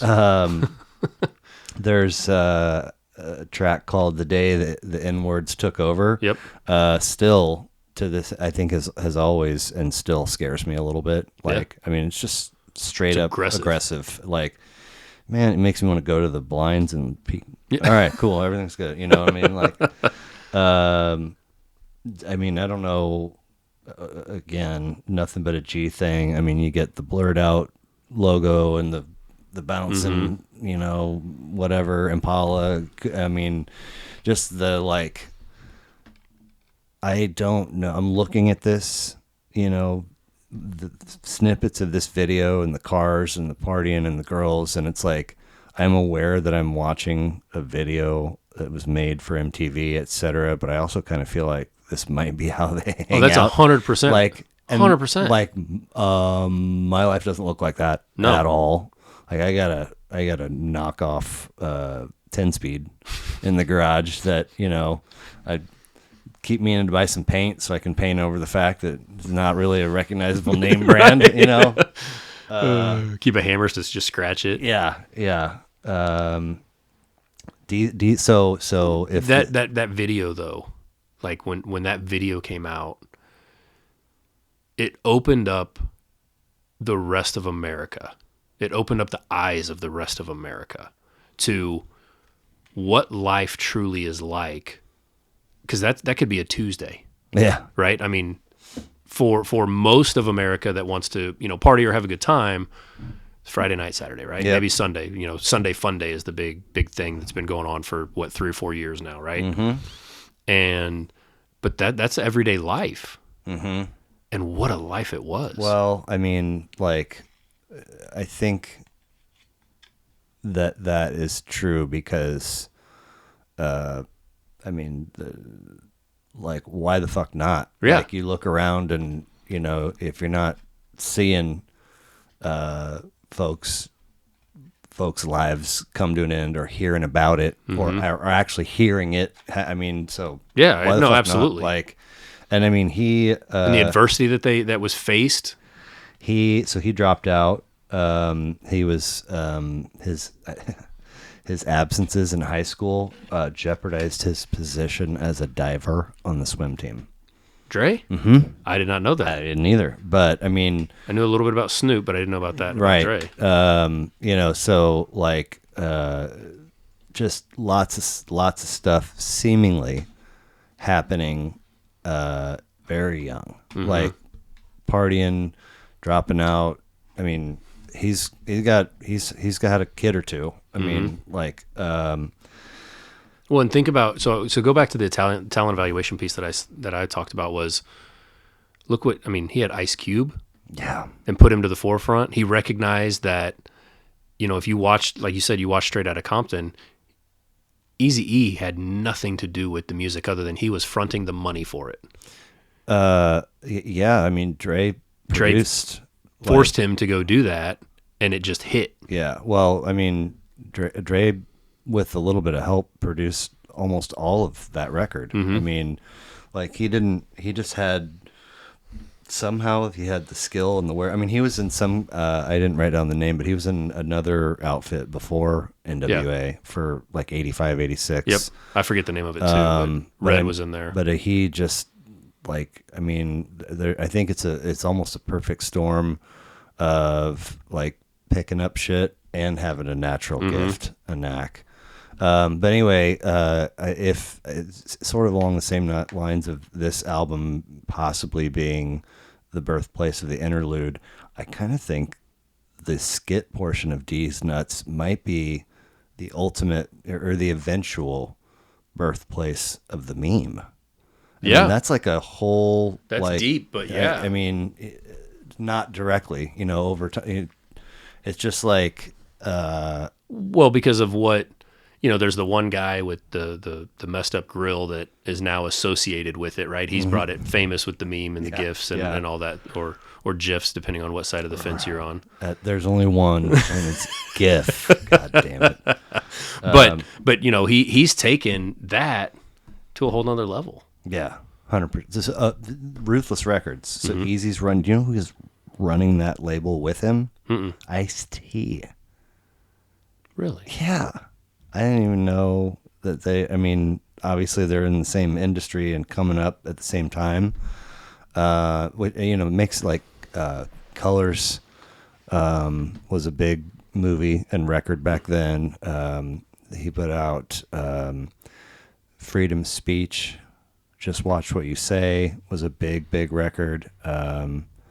He had I forget the name of the one with the 2 or 3 girls standing with their butts facing the camera on the record. But I mean, they're coming up same time, same area-ish, but I think Ice-T was West Coast. Yeah, he was. But they're putting out completely different styles. Yeah, completely. Ice-T was so much more aggressive in his delivery. Man. Yeah, man, little ghetto boy. I said little ghetto boy. The hits on this record is like kind of like a mullet, the hits are like the party in the back, but the songs that are not hits, they're all business, and really making the whole thing come together. Epic time. Yeah. I never realized that Cube left NWA first. Or that Trey had produced Straight Outta Compton. Did you know that in Straight Outta Compton, the movie, that the guy that played Cube was his son? Yes. Yes. And did you catch all the different things that Cube had working at the same time? Like he was writing Friday while that stuff was going on. I mean, I think I learned it and then forgot it. But I mean, like another brilliant mind, Yeah. like Dre, but very brilliant in different ways. Right. So the forward thinking of those two, and they came out of the same area, essentially the same neighborhood. And to think about it, they are two of the most influential people of our generation, musically, and from an, I don't want to say acting standpoint, but just from an entrepreneurial standpoint. You know, Dre with the Beats by Dre, I mean, sold for how many ever hundreds of millions of dollars, right? he's like He's a billionaire.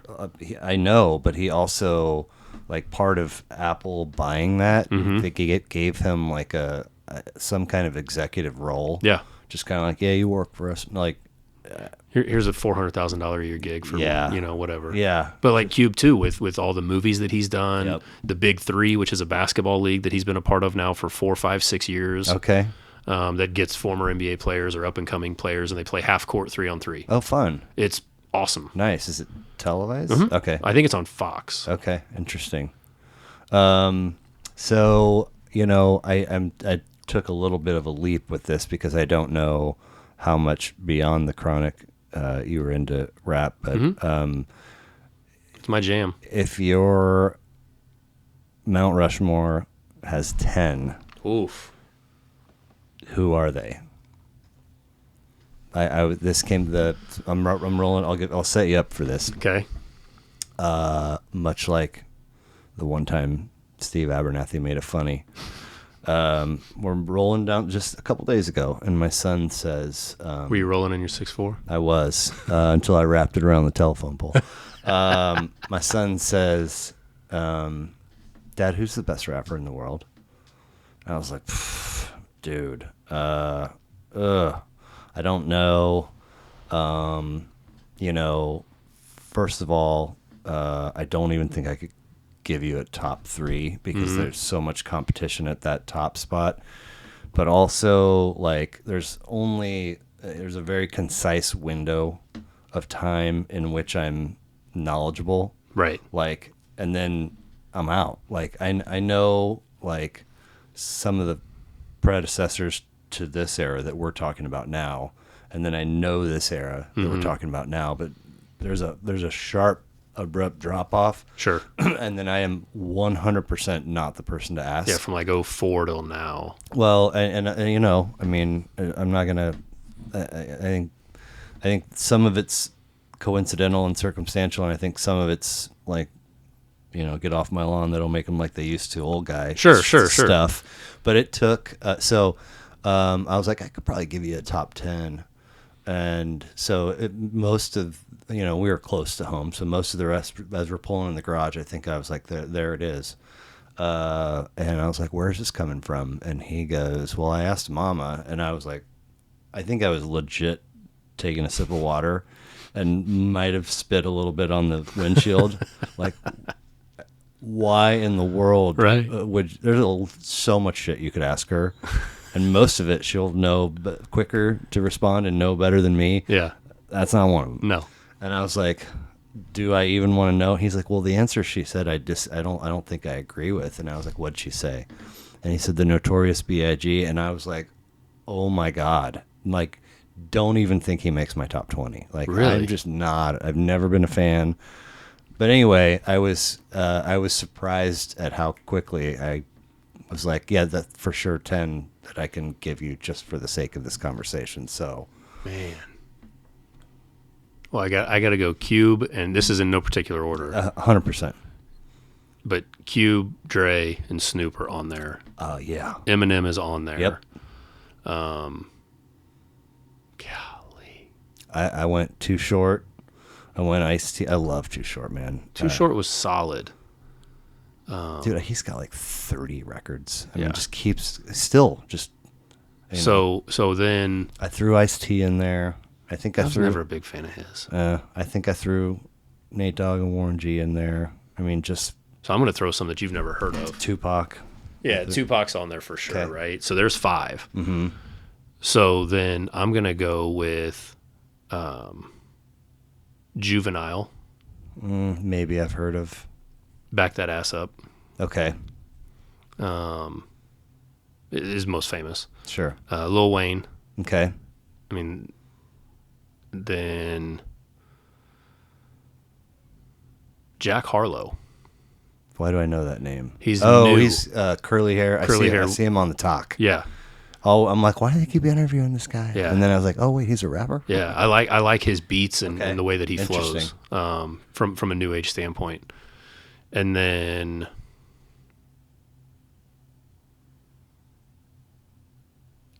personally, I was just a huge fan of Vanilla Ice. Okay. I was another. I don't. Man, that 10th spot's tough. Mm-hmm. There's no wrong answers, man. So. No, but I'd go Master P. Okay. The way that he just took the world Yeah. over, and you talk about Too Short putting out 30 albums or Yeah. whatever it was. It seemed like Master P every week was putting out a new album. Yeah. Like I had my own CD binder, right? You had those binders of the sleeves, and Yeah. I had multiple ones, and one of them was just No Limit discs. I had a dude. He, pretty busy. Small kids. Hit him up. He agreed. Gave me his list. And it was tricky. We did it far out because he's like, we're going to France for like 3 weeks. So let's leapfrog. Let's try. I don't want to squeeze it in now. And so, day before or whatever, he's like, yeah, we just have this one thing, but when I'm done, and it ultimately, I don't know. I think the thing that they had threw everybody off guard, and maybe he's a thread deleter, so he couldn't scroll up. But I mean, we had to reschedule. But day of, we had to reschedule. So I prepped, and he'd given me a 5 spot, and there was a Lil Wayne album on there. There was the Master P album on there, and as the list was coming in, it was a little. I had a couple clarifying questions, and I remember laughing perhaps out loud. He's like, okay, no, here you go, nice and concise and clean. Here's the list. And he said, he sent it, and he realized that he had just said the Carter. And then he goes, oh my God, the Carter 2. Holy like he was acting like he narrowly avoided running over his mother in the driveway. And I was like, God damn, like is Lil Wayne, The Carter 4 was better. is Lil Wayne that good? Like I've never listened to Lil Wayne. So I listened to that record, and I was like I was captivated. I didn't love it, but I liked it enough to definitely revisit at some point. And then I listened to a Master P record too, and I was like, I can't with this. It's fucking almost in every track. Yeah, that was his thing. That was I know. his I niche. remember it being his thing. I thought it was just like a social appearance. It was either the or the bout it. I mean, so But what a wild life that guy's had. Master P. Oh my goodness. So that was like to me, No Limit was his label, right? Yep. That was the clear heir to the, Ruthless, Death Row, Yep. etc. And then it just, to me, It fell off, and there's a but then he's also doing like clothing. he does clothing. He has a food line of some sort. He went into the NBA for a while and dabbled in basketball. Yep. I think he's part owner of the Charlotte Hornets, or not in Charlotte, but the New Orleans Okay. team. He's done everything, and what he's done is he doesn't just do it for himself. He does it for his family. Like his kids are set up with stuff. Nice. And just been revolutionary in that, like, because he went to school, got his business degree, much like Nelly. Nelly went to school, right. Got his degree, played baseball, etc., and didn't come at this as a artist, like Dre and those guys did at first. Came to it as a businessman. Wow. I didn't know that. Yeah, Okay. and so that's why like they were their own independent record, and started their own record, and I don't remember all the specific details of it, but he took that businessman approach, and he wanted everybody to eat, and so that's Sweet. where he brought in Silk the Shocker and Kane and Abel and all these other guys. Like, holy shit, every week. So, mentioned Nate Dogg, Warren G. Daz, all these guys that come off of that record, but I don't think, Who do you think's the most famous besides Snoop to come off that record? It's Nate Dogg or Warren G. No. Yeah. I mean, Daz looked like he was going to have a promising career, and then I think the only thing I really not that he didn't make music or put anything out, but I when 2001 came out, which for me is the superior album. Really? Oh yeah, 100%. It's good. I think Daz has a really good track or portion of a track on there. I'll have to listen on the way home. Where you been, dude? Like, Yeah. I'm sure he has stuff. But so all these artists come off of, come out of this record. I never realized that Dre signed 50 Cent to Aftermath. And then there's a whole nother list. Yeah. A whole nother wave of Kendrick Lamar's the one, the big one. The Game. I mean, most of them I'm not going to know, but I mean, just like he keeps Eminem, it's like here, that. I don't know the whole story, but if memory serves me, he heard a mixtape from Eminem, flew him out from Detroit,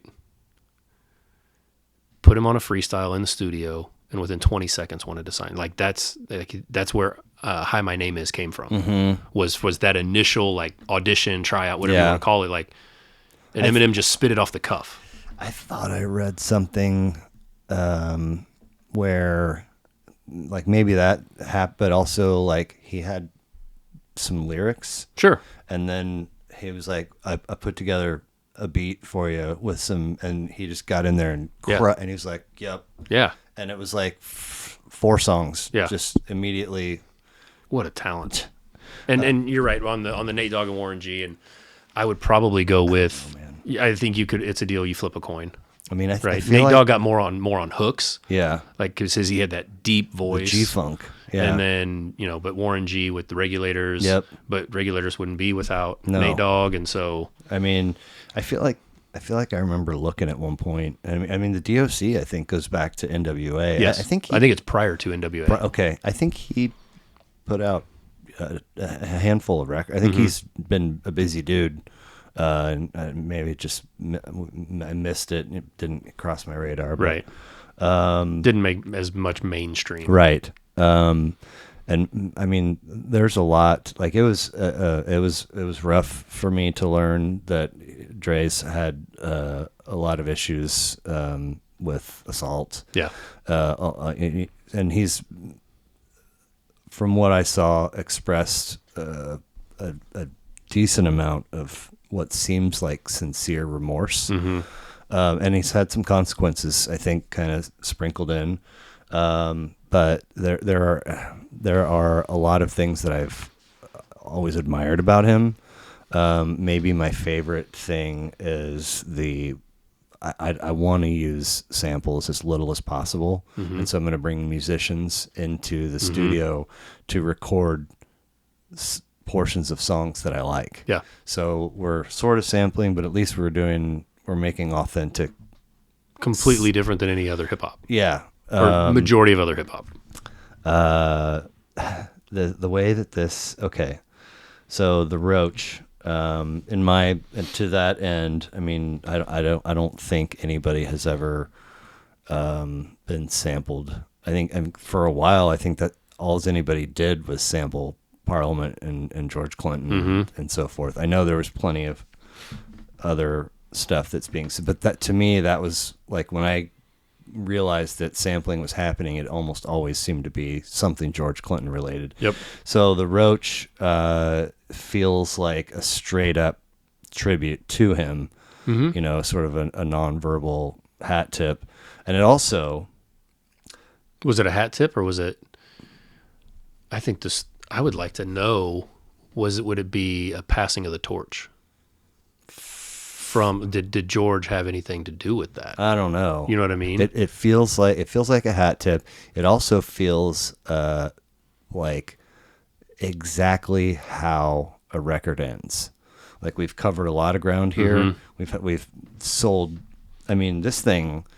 I mean, did you look up how many records it sold? Well, so it came out in November or December of '92, and like, I mean, it's triple platinum. Mm-hmm. But there was some stat that was like by March, 2 or 3 of the insane numbers that I don't think, the record sales industry has ever seen before that quickly. Mm-hmm.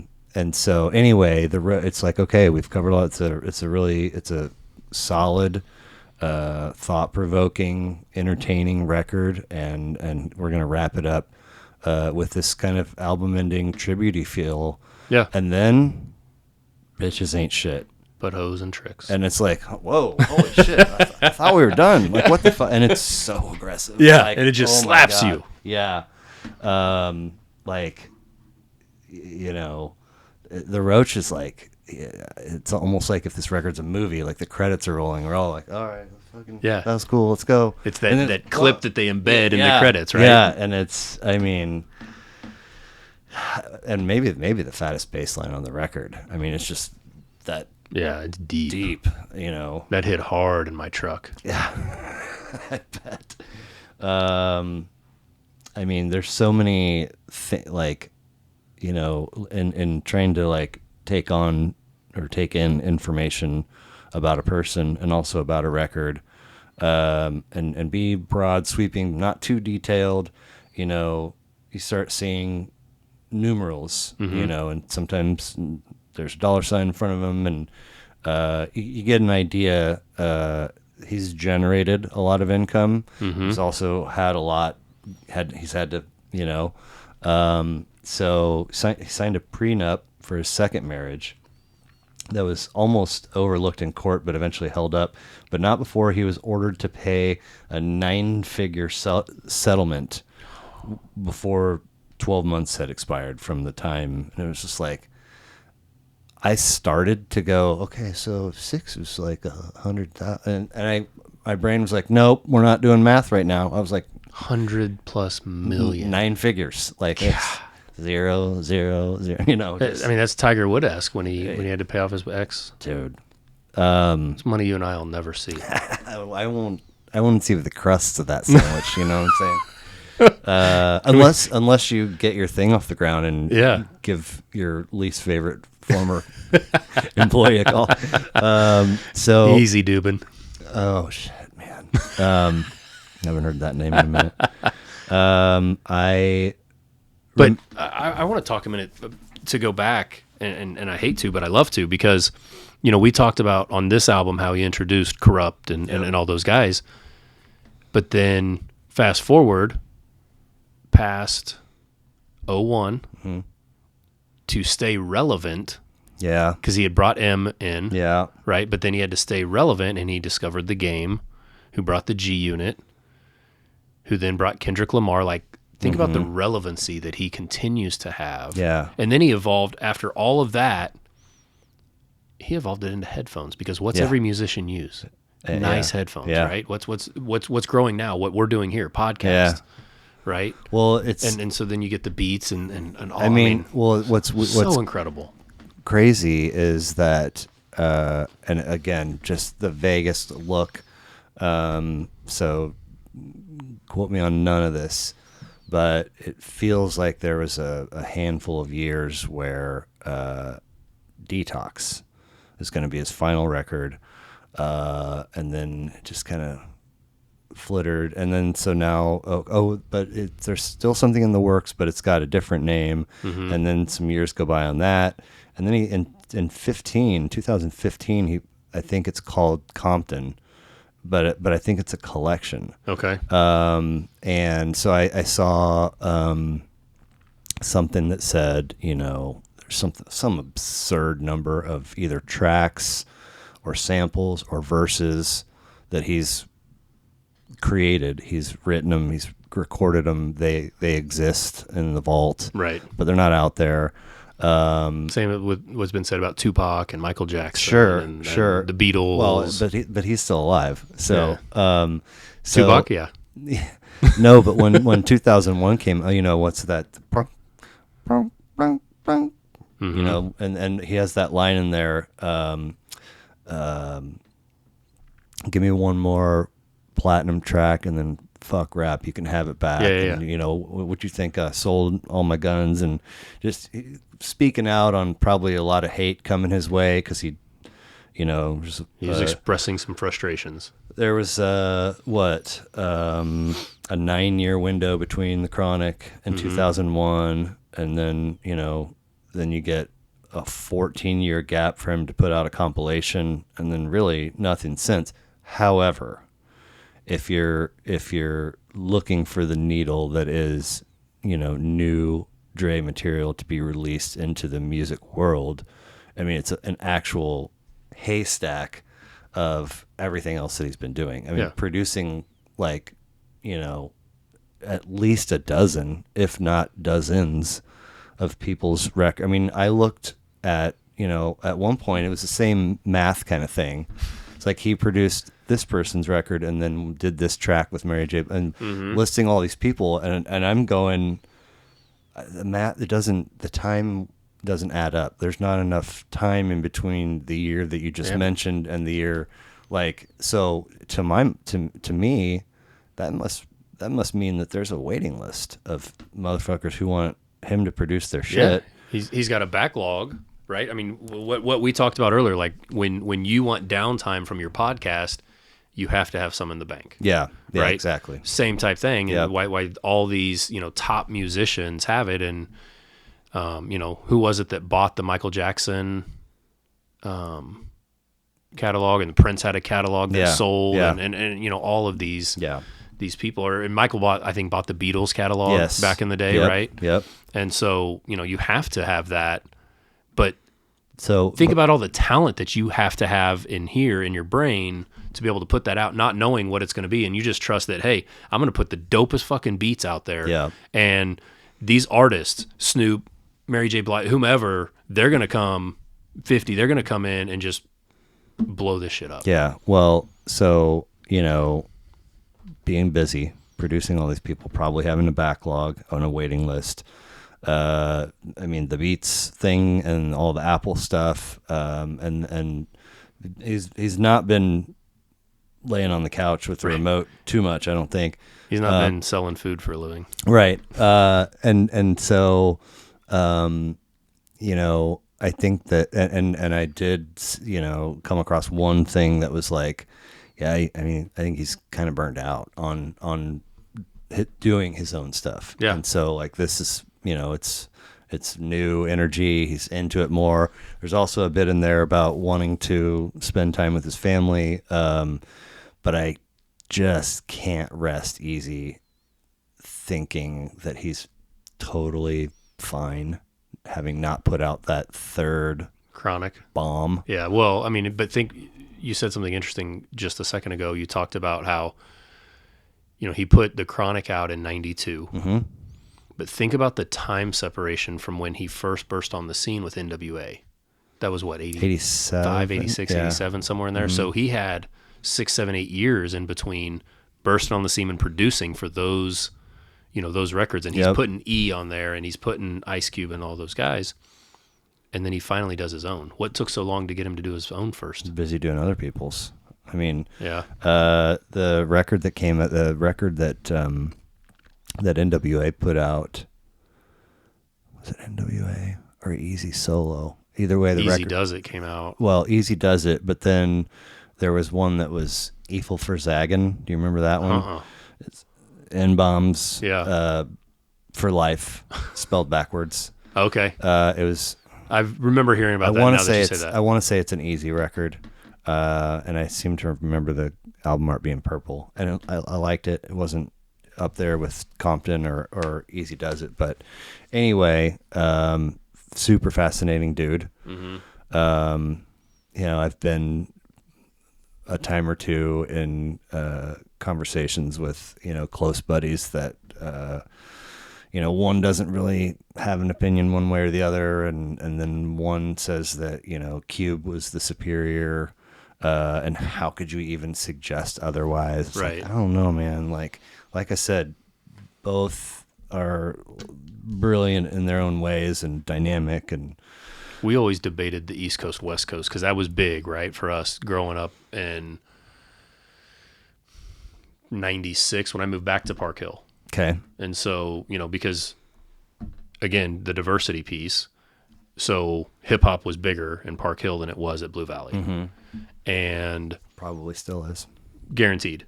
And so from there, it was a deal of, are you East Coast or are you West Coast? Because that's when Biggie was coming, Yeah. Puffy, and Mace and all those guys. And so, we had those battles ourselves of sitting around, we'd sit down, sit outside on the porch, talking about it, or we got to college, we'd even talk about it. And, then the conspiracy theories of Tupac and Biggie, and they're in an island and, Right. living it up, whatever. But what a time for us. And I heard a deal on the radio just this week where they were talking about how Apple Music, Spotify, Pandora, somebody did a study of all of these and the most commonly played songs. And the majority of what people are listening to, younger than you and I, are songs that are at least 10 years old Interesting. right now. Like Okay. that's the hot topic right now, is songs that are 10 years or older. And they're not listening to the new age stuff. The new Drake album that just came out didn't do as well as it should have. And I found that interesting. Like that's, I learned a couple weeks ago that Drake puts hot sauce in his condoms before he throws them in the trash. that's interesting. Well, I don't want to know. I mean, because I think, there somebody might be retrieving. And, Yeah. I mean, anyway, sorry. No, I mean, that's I disgusting. hear his name and I can't not think of that. Yeah. No, and now I won't be able to not Right. think of that. And I can't wait to tell my wife. Yeah, and like, I don't want to Google, does Cholula kill sperm? Right. Like, I don't want that on my search history. all you're doing is you're just giving her like 90 minutes of hell and then whatever. Right. But I just found that interesting that, that older music, because there was substance to it. Yeah. Right now it's just, and think about it, like those songs are 4 and 5 minutes long, and look at songs now, they're 2.5, maybe 3 minutes long. I had this discussion with my son, my oldest, like, he's like, cause I played, the Chronic for him. And I'm like, hey, let's listen to this. Let's listen to this song. And he's like, Dad, is it over yet? And I'm like, what are you talking about? We're only halfway through. He goes, no, man, my songs now, we're 2.5, 3 minutes and we're done. We're moving on to the next song. I'm like, you don't have an appreciation for music. Well, I mean, that's music is not the only place. I mean, I TikTok, Yeah. every how many is a new thing because that's where the stimulus needs to be. Right. I mean, my daughter has gotten, I mean, she's gotten really good at making TikToks Mm-hmm. in my mind. But I also look, I look extra hard for areas that she excels in because she does not excel in the confidence department. Okay. And it doesn't appear, in some of your more traditional lanes of things that a kid might be good at. She doesn't seem to. Meanwhile, her brother. She's not found her niche. Yeah. So she likes to do get ready with me videos. Okay. And she's good, man. I mean, and I don't know if she's got a knack or if the technology is catered to your average 11-year-old or what. But she'll, take like this thing will appear and then all of a sudden it's closer to the bag that it goes in and then it's in the bag. And it looks so good, but it's so fat. Like, I'm like, you're not giving, it's got to be longer. You're not, I mean, she did the intro to the that I use for every episode. She filmed it, and I said it's got to be 10 seconds. I want you to do time release. So here are the 4 key pieces that I want you to capture. Okay. But really, it's I also want it to look like it's you walking around, and you can see her little pink socks appear in it for a split second. Sure. And she understood the assignment, and she did a good job at it. And it's like, I think we did some tweaking to get it to exactly where we needed to be time wise. But if she would just have waited, 20 more real life seconds at each one, it would. But I mean, I think that's my oldest, he makes some, and I don't follow him because I'm trying to let him have that freedom, right? Like dad's not watching you, but dad's watching you, right? Because he's been told, like, you can't make this stuff private. I'm going to check your phone. I'm going to do this. I'm going to do that. But he makes these videos, and he's really big into football. And he is learning past players. Cool. Right? And so he knows about Megatron, right? Like that's his. He's a receiver, and Megatron's a receiver. And 88 for the Lions? Yeah. Okay. 81. Was it 81? Okay. I think it was 81. But he makes these TikToks, and I'll send you one after this, and they're to the song. The transitions are perfect. I'm like, holy shit. Wow. You did this from your phone? Right. And I don't want to give him kudos yet because he has already got a head that won't fit through your front door. Oh, man. Don't know where he gets that from. Not the smartest guy in the room. Right.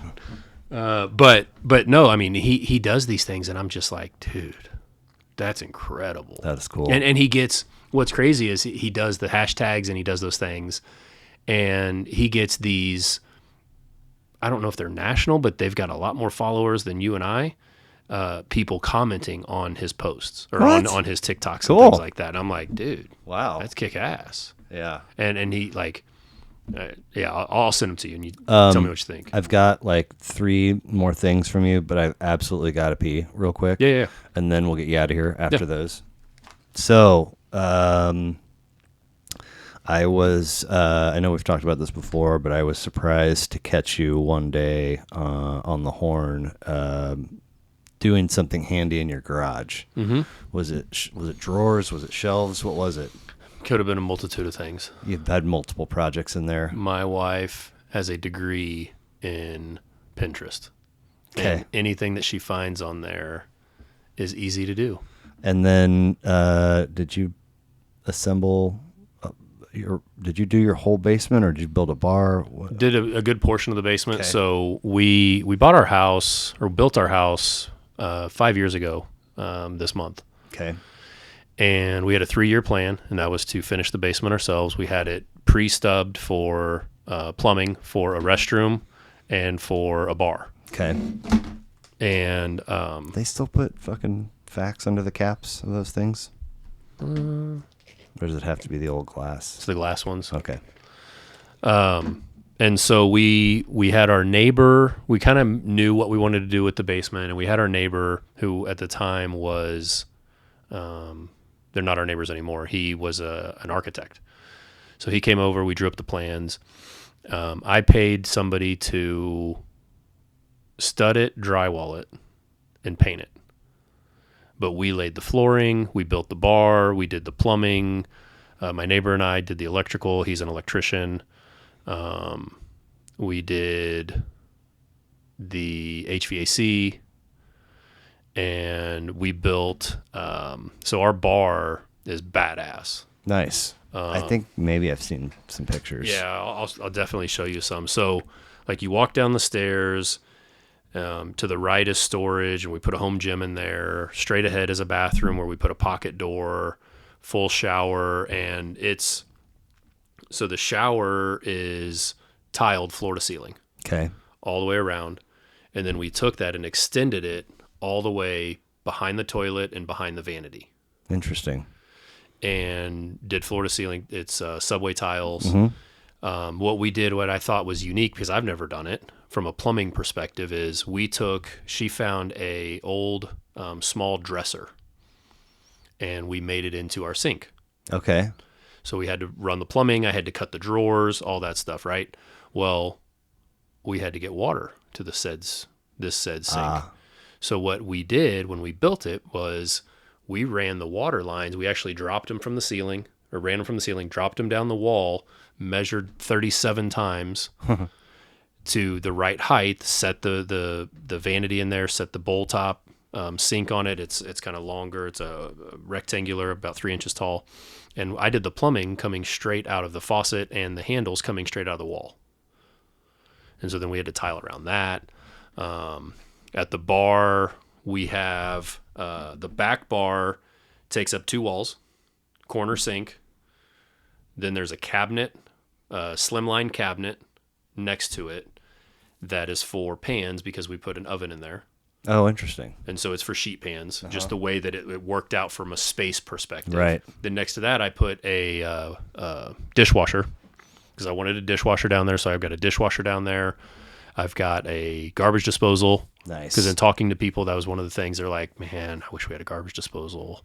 You know, you have beers or mixed drinks and you've got the fruit that's left over and, you know, inevitably it's going to get dumped down the sink and you got to fish it out. Turn on the garbage disposal. But on the back bar too. Wait, do you hit the disposal for citrus? Yeah. And it does it? Yeah. I always thought you weren't supposed to, but I do. I don't know. But so if you can envision an L on the right, again, on the left, it's tiled. Okay. But this time it's tiled. I forget the fancy name. My wife could tell you, but it's angled tile. Oh yeah. Cool. Whatever. And herringbone pattern. Well, then above it, we have 3 shelves that we put in for the liquor, and they are live-edged pieces of cedar. So if you can envision a cedar tree, it's been cut, it's about this thick. The front is the actual bark. Oh, wow. And then the back we cut flat to fit up against the tree. And they look like floating shelves because what we did is I took L brackets and I put it into the drywall, then puttied over it, and then tiled over it so you can't see the brackets for the shelves. Okay, so is the bark side covered in some kind of sealant, or how does? Yeah. There's a polyurethane on it. Yeah. Then on the right, we've got a TV mounted, a couple of lights next to it. The island is badass. It's got outlets. We ran into it, so we took and rented a jackhammer one day, and that was an absolute blast. Just cutting up the floor, digging, scooping it out. That was a pain in the ass. Luckily, there's a window right there. But then we ran conduit and ran power over to the island. And so it's got 3 outlets. The outlets that we put in have USB ports. So somebody brings over a charger, you don't have to have the whole charger. You can just have the cord. Building that was fun. Funny story. We were on the post on the side and I'm nailing a board in and I was using finish nails so that it was less to putty. Because I had screwed, from underneath, but I wanted it, to be adhered on the top. And when I did it, the nail hit a screw, bounced through the wood, and stuck my father-in-law right in his chest. Oh, boy. And, it didn't draw blood or anything, but it just kind of pricked him. Sure. But, yeah, we built that bar, from scratch. It's tall. It seats 4. It's got cabinets in it. Nice. And so where, garage project, bar project, basement, where does the knowledge for how to do all this stuff come from? I just look at shit. Like we built something similar to what your bookshelf is. Okay, for our TV. So there's a big wall. It's got shelves like this that go floor to ceiling, but I'm like, that's too tall. So I'm like, all right, how do I get this? Okay, let's build a base. So I elevated it by 6 inches by just building a platform. And then I set the shelf that we built on it. And then, so I just look at stuff and see how it's constructed. And then I reconstruct it in my brain.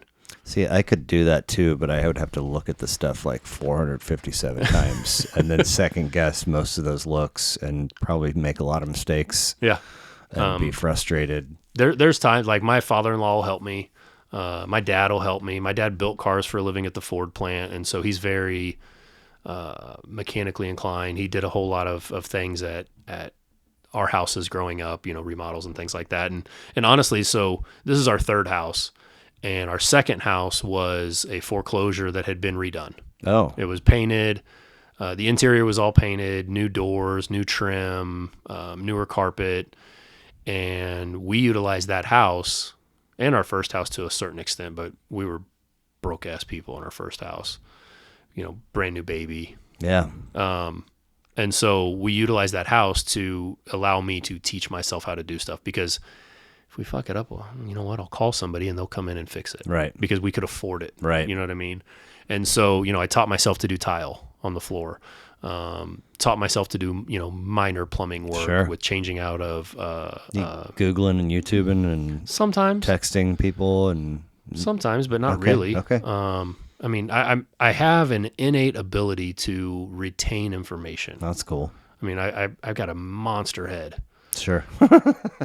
7 5/8 is my Okay. cap size. All So, I can retain that stuff. And honestly, it's rewarding. Yeah, oh, dude. Like as there's projects that I'm like, I'm cussing myself. I'm cussing my wife. I'm like, why in the fuck did you get me into this? How did you convince me to do Right. this?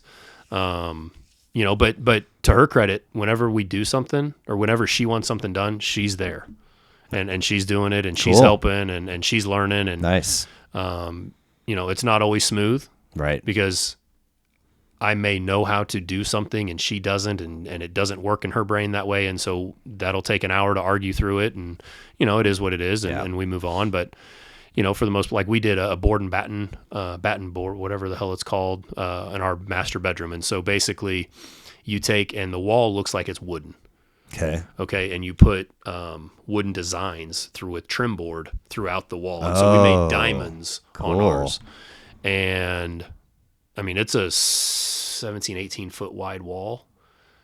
Huh. I mean, it took a lot of math I bet. and drawing and double checking. And is it perfect? No. But if you're just walking in to look at it, you're not going to know. Right. You're going to You look guys at it like it? Yeah, we Yeah. love it. And that's Yeah. what counts. Right. And honestly, like I look at it and I joke with her a lot. Like, I know what we built the house for 5 years ago. I know what houses are selling for in my neighborhood right now. Like, honey, it's time to move. Are you for real? Like you? She won't let me. Okay. She'll well. fucking kill me. So was I right when I said 67? Is how long the season tickets? Okay. Yeah, 1967. Still got them. Still got them. Four seats. Just two. Two. Yep. But behind the Chiefs bench. Yep. 50-yard line. 38-yard line. 38. Okay. So the offensive line is basically from me to your hockey poster. And they're not yours, are they? I mean, you have to I share them with my uncle. and so you guys get together when the schedule comes out and pick games, or Yeah, I mean, he what he'll do, because he's retired, he does a really good job. Like we don't really argue about it at all. My wife is from Denver, so she's been a Broncos fan. She's converted to a Chiefs fan. good job. So we get the Broncos tickets every year because we Sure. go. That's just known. And then we split the primetime games to where if it's a Nice. Sunday night, Thursday night, like if there is a Sunday night game, a Thursday night game, and a Monday night game, he'll take two of those, and then he'll give me one, but he'll give me the home opener. Okay. And so it's just worked out Yeah. that way. And there's times where like he reached out last year or the year before and was like, "Hey, I need to take the Packers game." I said, "Okay, Right. go ahead." But I'll ask, hey, what's the deal? And he Right. goes, "Well, I'm giving it to," like that one he gave to his daughter and her husband for their wedding gift. Or Okay. one of their wedding gifts. Sure. We take our preseason games and we donate them to his church. Okay. They do a raffle each year, and so we donate those to the church Right and on. let them raise money off of it. Too hot anyway. Yeah, Um, I'm not here to watch Blair Johnson run up and down the field either. Nobody is. No. Nobody is. Most people won't even accept that gift Right. if that's who's putting on it. Are you? Tell me your level of confidence, because I think people reported today, maybe. Yeah. Or was it yesterday? Yesterday. I think we will win the division Okay. again. Yeah. I laugh at the national pundits, and you and I have talked about pundits before, and their hot takes of right now. I don't know if you've seen this, but over the course of the last couple of days, some of the national people are saying that scouts are saying Mahomes is a one-read quarterback. Oh God, no! I haven't. I'm glad I haven't seen that. Go look up Orlovsky. Sure. Really? He was saying not his thoughts, what he was told. He was just relaying a message. Okay, all right. Because he's way too smart. Yeah, he's way too smart for that. I mean, Orlovsky's pretty smart. Yeah. Okay. But no, I have all the confidence in the world. I've said this before. Like losing Tyreek hurts because he was such a game changer. Yeah. But with what they did to replace, I think this is the deepest receiving. Six picks? Did we get 6 picks out of the deal? 5. Okay. But from a receiving standpoint, wide receiver room in this crop, this on the roster right now is the deepest wide receiver group Patrick Mahomes has had. 100%. And I'm excited to see. I love that they signed Justin Ross, even though they put him on IR and he's gone for the year. Is he 23? How old is he? Yeah, he's 22, 23, something like that. Yeah. But first round talent. Justin with a Y. Yeah. Right? Yeah. Okay. Cornell Powell. That's a name. He was either a late draft or an undrafted guy, again, out of Clemson. Okay. He was on the practice squad last year, I believe. And I think that guy is going to absolutely have a great year. Nice. I mean, for being a 5th or 6th receiver, right? I see 500-600 yards. But I look at it like, sure, like I said before, losing Tyreek hurts, but the drop off from going Tyreek to Sammy Watkins or Tyreek to Byron Pringle, DeMarcus Robinson, we don't have like our talent, like those guys wouldn't make this roster. Scantling, Juju. Mm-hmm.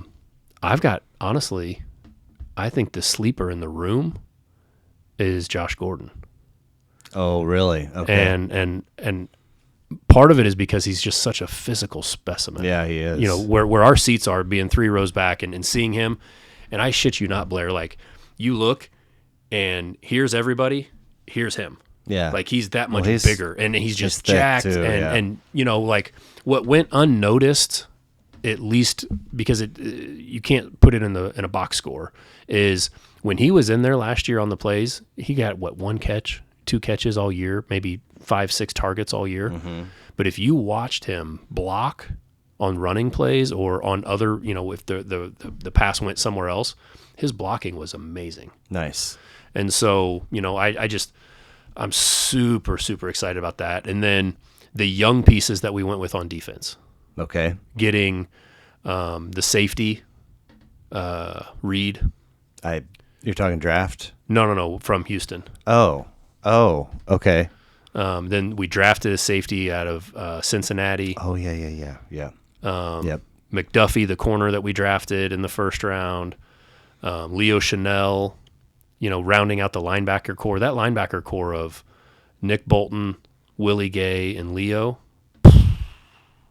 I'll bring it. I hope Willie can stay healthy. And I do Bolton, too.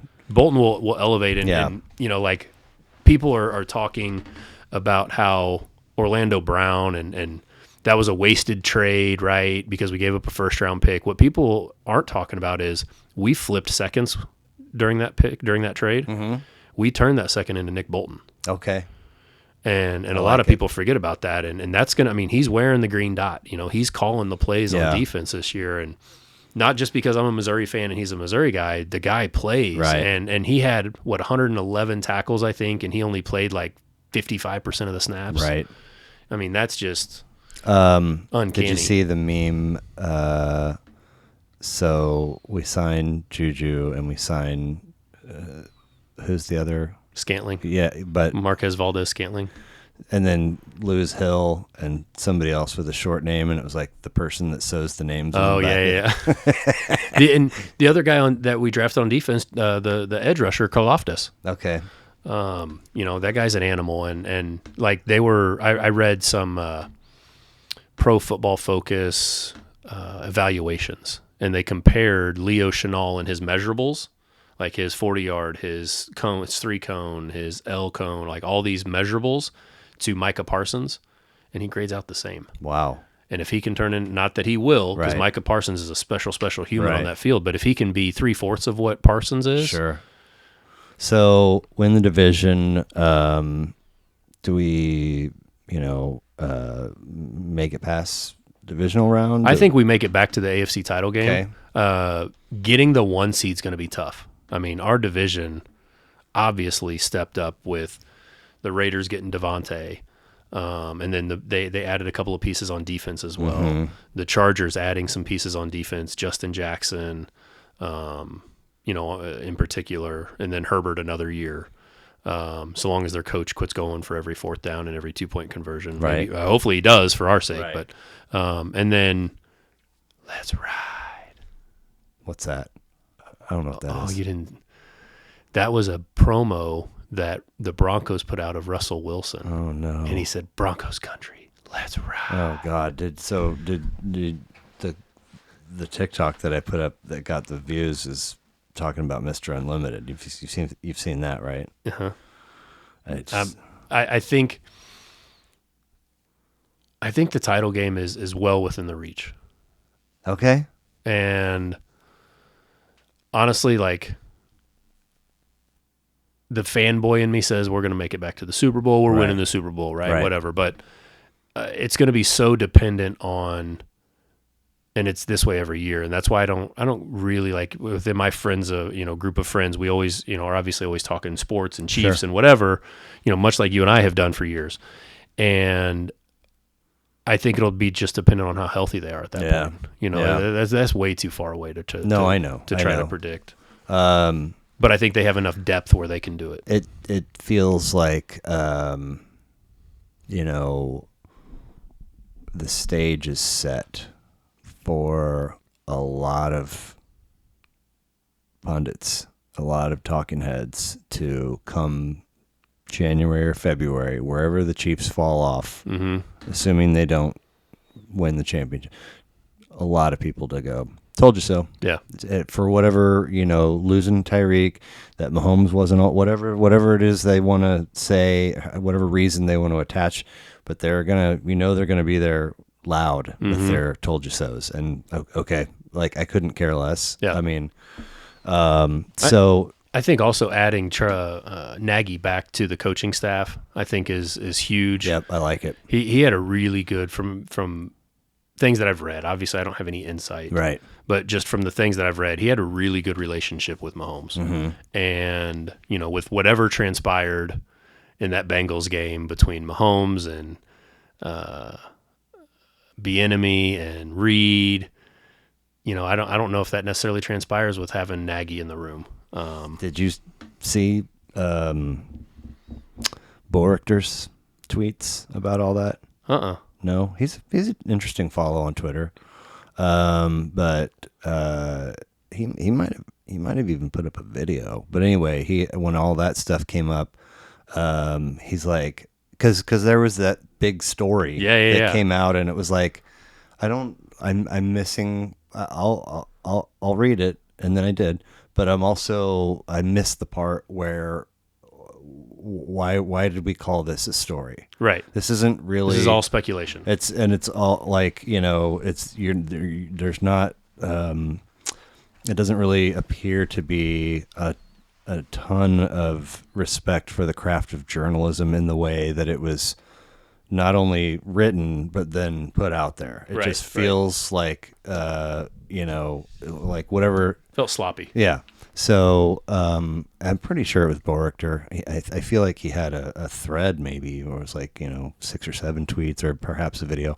But when he got he had a lot of points to make. But when he got to that point, he was like, "There's only one person. Mahomes isn't hearing like 3 people arguing." Right. I was like, why did it take 14 paragraphs to get lead with that? Like, that's. Anyway, that's the drama of journalism. Yeah, you got to get the clicks, right? Or wannabe journalism. Yeah, because there's still a few out there that are doing the thing and putting in the time and the real. Like, the crazy thing is that the amount of time, and oftentimes money too. Like, if you want to go do a profile piece on Russell Wilson, like you need to go to Seattle and like spend a month going to the coffee shop that he went to and talking to that barista for 6 hours and taking notes. And then you move on to the next thing. And then at some point you got to pause and step out of what you're doing and revisit your own stuff and get back out there. You know what I'm saying? Yeah. Like it doesn't getting the clicks and putting the sloppy thing out there. It doesn't ever pay off long term. Did you see, speaking of Russell Wilson, did you see what he showed up to camp in? No. From a, let me see if I can find it real quick. I'll show it to you. The vehicle that he showed up in. Oh boy. Look at that thing. Tell me he's not compensating for something. Yeah. So, man, there's so along the same lines of the piece that came out after the Bengals game, a lot of stuff in my feed for a 2 or 3 week period after the Tyreek trade. And it's, all about Tyreek's podcast and his comments, and he was on First Take this week. Okay. I can't imagine, like, how is it interesting to anybody but yourself to launch a podcast and episode 1 is your agent and your lawyer, like, and you're like bad-mouthing an organization that really, really put their chin out there and took all the beatings. And by the way, more than once. And also when other folks have had stuff come up in their personal lives, they gone. Yeah. I mean, Kareem Hunt, there was another one, I thought that we, who's that fucking dork of a safety, or corner, that their stuff seemed to be bubbling up, and then we send him to the Rams. He's a fucking Marcus Peters. Yes. Yeah. Like, if it looks as if we're not really painting the franchise in the brightest picture. Yeah. Like, no cut bait. Can we is this fixable, first of all? And if it's fixable, are you interested in participating? And if not, and I mean, they took their lumps for that, and for him to just be like, man, you weren't trying to get me the ball. It's just like, what? Yeah, you had the most targets, 150 some targets. So dumb. Like, there was, I was reading on my thread yesterday where basically, because the Chiefs offered him a good offer, $30 million a year, whatever it was, right? So it was similar type money. You call it a good, I think he called it insulting. But. Yeah. Okay, so theirs was $4 million more. Yeah. I mean, at that point, come on. Yeah. Okay, but there's speculation that, like, CDOT was talking on Twitter about how he wasn't ever going to sign here because he wants to be famous. Right. And so, like, on First Take, he had his big dolphin glasses on, and like he wants to be OBJ. He wants to be, those guys that are in the spotlight. Antonio Brown, those guys that are in the spotlight. It works out well for those guys. And he's not going to get that in Kansas City. No. Because the media is going to just laugh at him. Yeah. Well, I mean, he's already got a hefty stage to share with 1587 Big Red. I mean, like, and it's a small market. Like, anyway. I love the Sky Moore kid that they drafted. Okay. Nice. And then I mean, like, Tua's more accurate. Like, what are we doing here? Even if it winds up to be true, like, the whole 4 straight conference championship games. Yeah. And we host all 4? Yeah. I mean, like, we built this thing together. Like, I don't understand. Just, I've said this amongst my buddies. When Herm got to KC and he did his introductory press conference, there were some voices in the crowd that wanted to hear about the Jets. And he was like, what happened in New York, stayed in New York, and I locked the door and I threw away the key. Next question. Love it. It's fucking 4 seconds and it's gone for good. Yeah. Nobody ever has the right really to bring that shit up again. Like now we're going to go try to win some football games. Yeah. We've talked about it in my circles and I haven't looked it up, but you know, Tyreek talks about the accuracy piece. Yeah. How many interceptions last year hit Tyreek first? No, man. 4 that I can remember. And I think the number might be higher. I mean, he was at one point interceptions thrown by Mahomes that hit Chiefs' fingers first. He was in the lead at one point. Yeah. I'm not going to say he led the whole season because that'd just be a guess. But yeah, like how accurate do you want him to be? Yeah. You know, you're taught as a receiver, if it hits your hands, you catch it. Yeah. And he catches a lot with his body in the games. Like pre-game, you see him and he's jumping and doing all these one-handed catches and all that stuff. He caught Wasp, kind of. Yeah, 100% his body.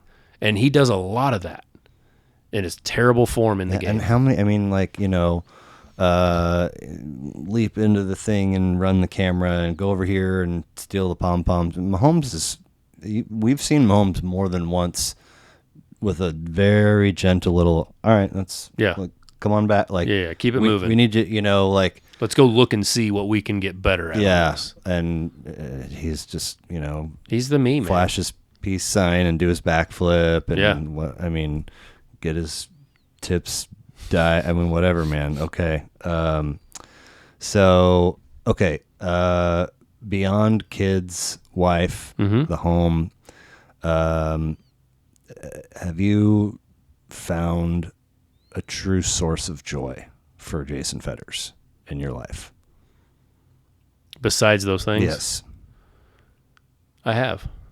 And so I actually inadvertently had thought about something along these lines and thinking that you would ask something along these lines, right? And this is, you're going to absolutely crush me for my answer because it is 100% ridiculous. Okay, so, and this is my thing of right now.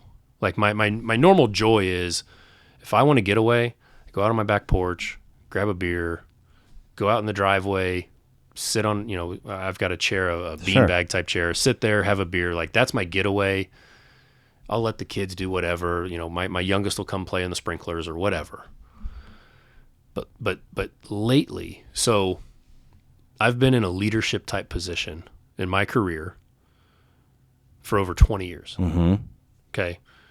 Since I was 18, I've been in some sort of leadership position the majority of the time. So we're looking 25 years now. And, you know, go back to your days as a chef, kitchen manager, lead, and you had subordinates. When you come home after, you know, getting through whatever the day was, whatever the shift was, whatever decisions you had to make, you're spent. Mentally, you're spent, right? You want to get away. Mm-hmm. So I take your question that you just asked as what's my getaway? My getaway, I've reverted back to my youth. I sit down on a streaming service, Peacock, and I watch old school WWE, WCW wrestling. Really? And just geek out. Like, I love it. I started probably 18 months ago, and I went back and watched because I was my senior year and then into and then into college was the Monday Night Wars. Okay. WCW taking over WWE. Yeah. Scott Hall, NWO, Kevin Nash, all that stuff. Fucking Vince McMahon just retired. Right. Crazy. Anyway. And in a very simplistic tweet, just un-McMahon-esque, even though that it's been found he's spent $14.5 million covering up affairs. No big deal. I mean, it's no secret that he's had some whatever behind the somebody's sweeping shit under a rug. Yeah.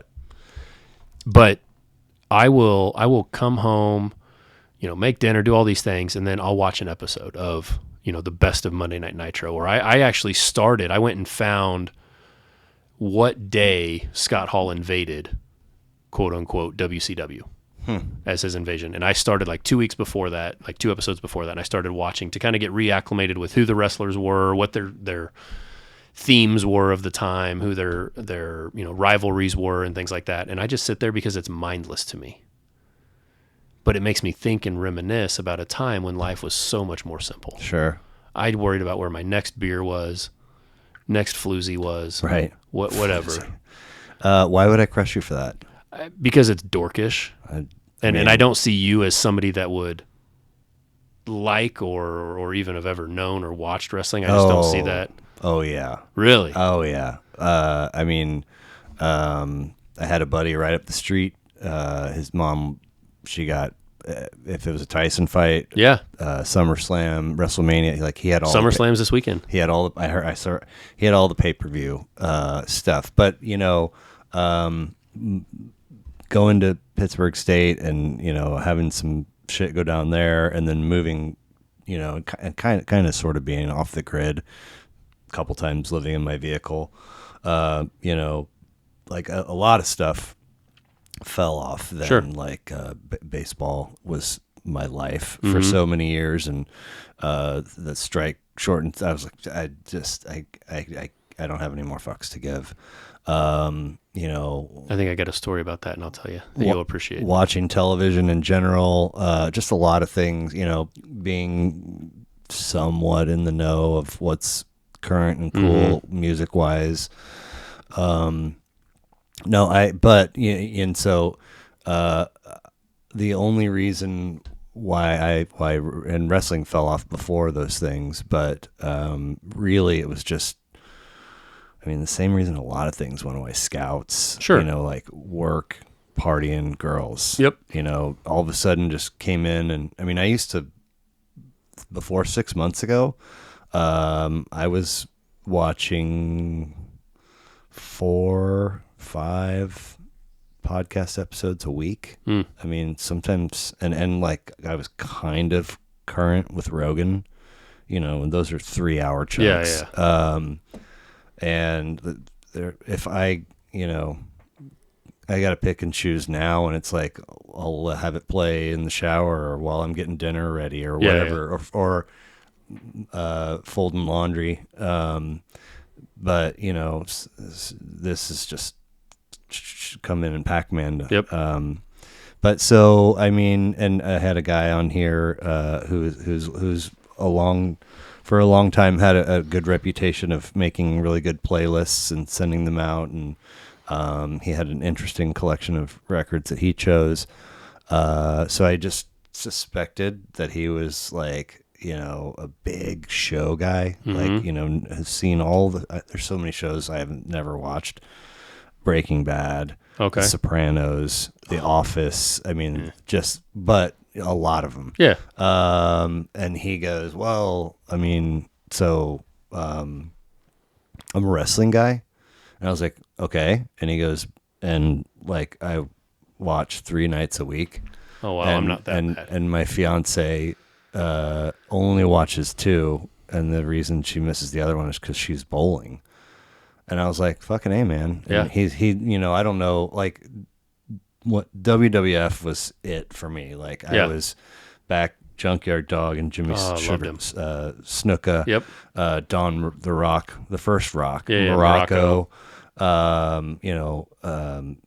the way up until like right around the time guys are changing leagues. And they're just like, they're chasing One Man Gang is now Akeem the Dream, and it's like I know that. I just saw that asshole. Yeah, that's a huge human. You can't just do it anyway. John Tenta was Shark Boy or something, whatever. But anyway, like it fell off, but I absolutely adored it for a long time, and so I think that's fantastic if it takes you to this place that life is easier, it's a checkout, it's a getaway, it's joyful, whatever. But what happens when you're done with it? I don't know. Like I started, so I did that, and then I started watching random episodes. Now I started, and I do it at night. And so I have a bad back, which we talked about upstairs. And so I actually, for the last, call it 6 out of the last 12 weeks, I've slept in my youngest son's room. Okay. Because his bed is much harder, so it's better for my hips and my Yeah. back. And so I'll set. I started a couple of weeks ago. I started at the first ever Royal Rumble. Hacksaw Jim Duggan won it. Oh. Yeah. And I just put it on, set the sleep timer. I watch till it, till I fall asleep, and then I pick up. I don't go back. Okay. Or anything like that. I just kind of keep it going, keep it moving. Honestly, like I love my other getaway. I have 2 other getaways, and one of them is I've gotten into 3 different podcasts that I listen to. Okay. And so I'll listen to them in the car Sure. when I have some windshield time. Right now at work, we don't have official occupancy of our office, and so but I'll still go in and work there on occasion, and so I'll just pull one up and play Sure. it while I'm working.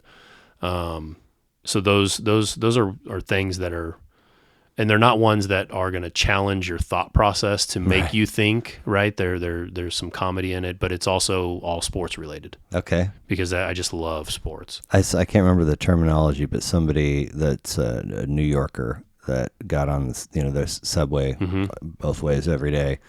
They were there. So I got on and I put on my blah, blah, blah. And then they called it, the noise to deafen the noise. I was like, and I wish I could remember that. Yeah. I feel like there was a term for it, but I was like, that's perfect. Yeah, 100%. Because it doesn't always have to be something that's stimulating or engaging, or you're like taking notes or sharing with it. But sometimes you just need noise. something to turn off the crazy. I love mowing. Okay. So, and just in general, like I like yard work. Like Yeah. I went out the other night and I could tell that I was a little testy for whatever reason. My work is my job now is so stress free. Not what we're accustomed to for the last 4 years, especially the last 2.5 years. And so I went outside, and I've taken great pride in having a great grass. Nice. Like I had a neighbor come over and he walked in the grass. We were out drinking beers, and he's like, "Hey, your grass is good." I'm like, "Yeah, whatever." And he kicks his shoes off and he goes and walks, and he goes, "This is the grass you want to walk barefooted in because it's squishy, it's comfortable, whatever." I'm like, "Okay, cool." Well, there's some sort of weed that is growing into it, and it just grows in spurts like pockets. It's not. I don't know what the hell it is. Yep. And it doesn't get deep roots, and so I went and sat in 2 different patches, and I just pulled weeds for an hour. I love it. I mean, my yard is in shambles right now. It for 5 years was just more dandelions and other kinds of weed. And finally, I hired a service that comes and does stuff. And I know I could do it myself, but I whatever. And then I had an irrigation company come out and bring the sprinkler system back to life. Nice. And the dude that almost every time still does the application. I wound up talking to him one day, and he was like, back in the day, we could, finish your route, and you could, no big deal to run by your house and treat yourself. Now they measure it, and you can't do it, blah, blah, blah. I was like, "So what'd you do?" He's like, "I quit. I'm not gonna pay for it." And I was like, "But you did it for a while?" He's like, "Yeah, my yard never looked better." And I was like, "How long did it take you to get there?" And he's about 5 years. Yeah. And then I was like, "And then when you quit, how long did it revert back?" And he was like, "Almost immediately." Yeah.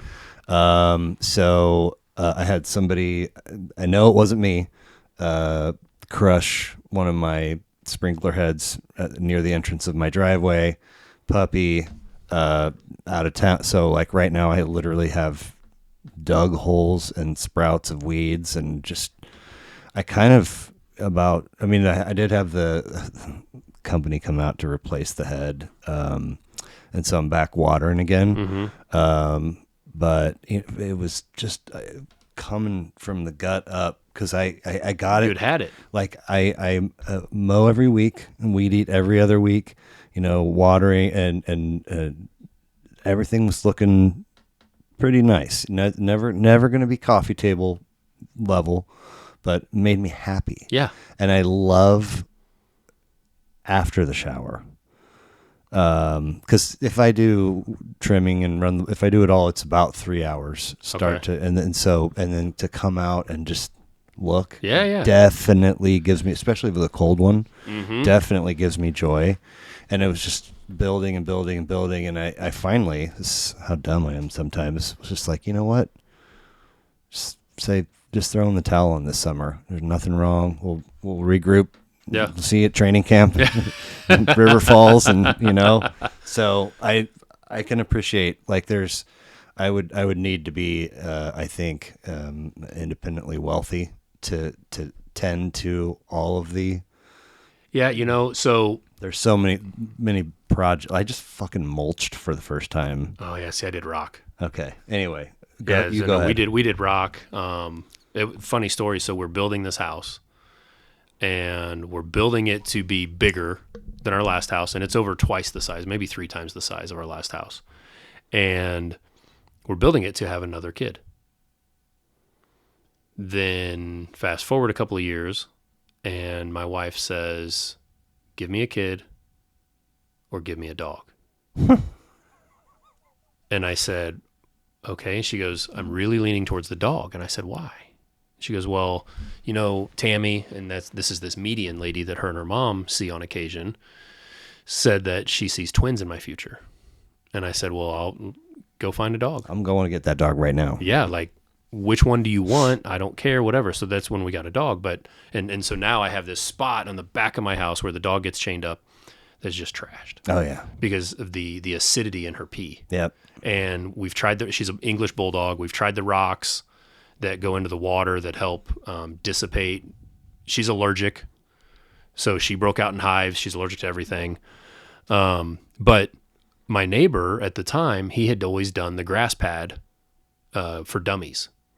And so it's just a 5-step program, and that's all I do. I don't do anything special. I water it because we have irrigation, but I'm mowing one year. So this is right as COVID hits. And I've got a push mower. It's 12 years old. We've got this. Does it have self-propelled? No. Oh boy. It was a $125 push mower from Lowe's branded. Sure. That I bought. And Lowe's Reliance. Yeah. Yeah. But not even classic. No. But like at our last house, it was fine because it was all clover, and it just, it irritated me on how nice my neighbor's was, and then mine's dog shit. Yeah. And so I'm like, all right, when we get this house, I'm going to have a nice yard. Well, then they put in turf, or excuse me, the grass, the sod, and it's below average. I'm like, all right, I got my work cut out for me, but I'm going to do this. And so from year one, I started it, and it took about 3 years of religiously doing the program, but it's not hard. It's so the program involves Roundup, doesn't it? No. Oh, okay. It's their branded shit. Sure. It's 200. I get it for $225 for the year. Okay. And I have to put these applications on. It has stickers and a cheat sheet that I put up by the irrigation deal, and it tells me the time frame I got to go and apply this stuff. And what's nice is I buy the bigger bags, and then I give my dad, who has a smaller yard, I give him the leftovers, and he puts it in. So his front yard's starting to look really good now. Sweet. But I'm mowing, and I've got this mower, and COVID's hit. Everybody doesn't know what the hell's going on in the world. We're forced to work from home 100% at the time. My getaway was walking. I started walking at the time, so that's part of my therapy as well. So I have a couple of things. I walk 2.5, 3 miles, 5-6 days a week now. Nice. And I try to push for like a 15.5, 16 mile pace. And I'm up by the front, by the street. Wheel falls off. I'm like, fuck. Put it back on. There's no nut on it. So I'm like, all right, we're going to have to make this work. So I'm pushing. Other side, the wheel falls off. Like, I don't make it 3 feet. So I go inside and I said, honey, we're fucked. She goes, what? I said, we got to spend money. I said, I've been talking about getting a new mower. And God bless my wife, because she doesn't challenge me on a whole lot of things when it comes to purchases. Sure. She says, I said, all right, well, I can get this mower because I wanted the streaks, right? I wanted the lines when I mowed, right? I mean, that's the Al Bundy, yeah, like, hand in my waist and having a beer laughing. And so I said, I can get this one or I can get this one. You know, this one is noticeably less expensive. And she goes, quit being frugal. We have the money. Get the one you want so that you're not bitching to me in 2 months that you bought the wrong one. Right. And so I bought this nice, Cub Cadet 42-inch zero turn. And like you, it would take me an hour and a half, 2 hours to mow, weed eat, edge, blow everything out. I can mow in 17 minutes. This thing hauls ass. Nice. And so now I'll mow.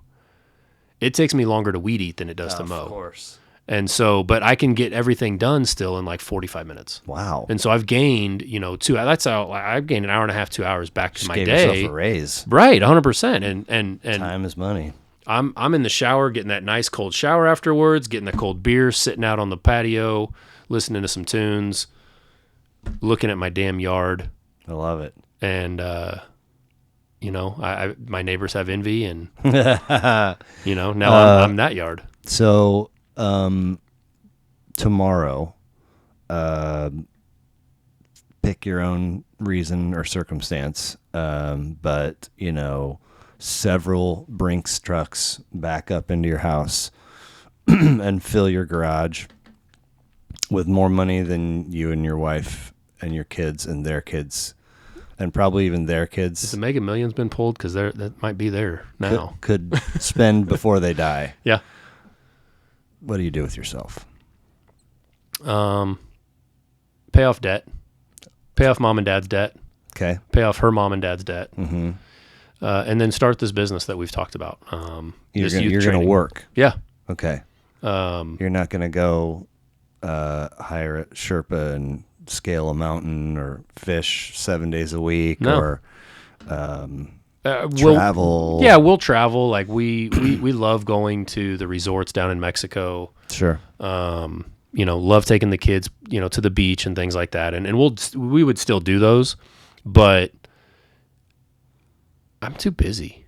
I'm fearful for what's about to happen to me in the fall. And I'll talk about that in a second, but we would work and we would buy the land and we would open this youth training facility to focus on not only just offering training for youth, for kids, for teams, but we have built in a scholarship program for kids that are underprivileged. We've built in a ride share type program for kids whose parents can't get them there. That's huge. As a parent, you understand that.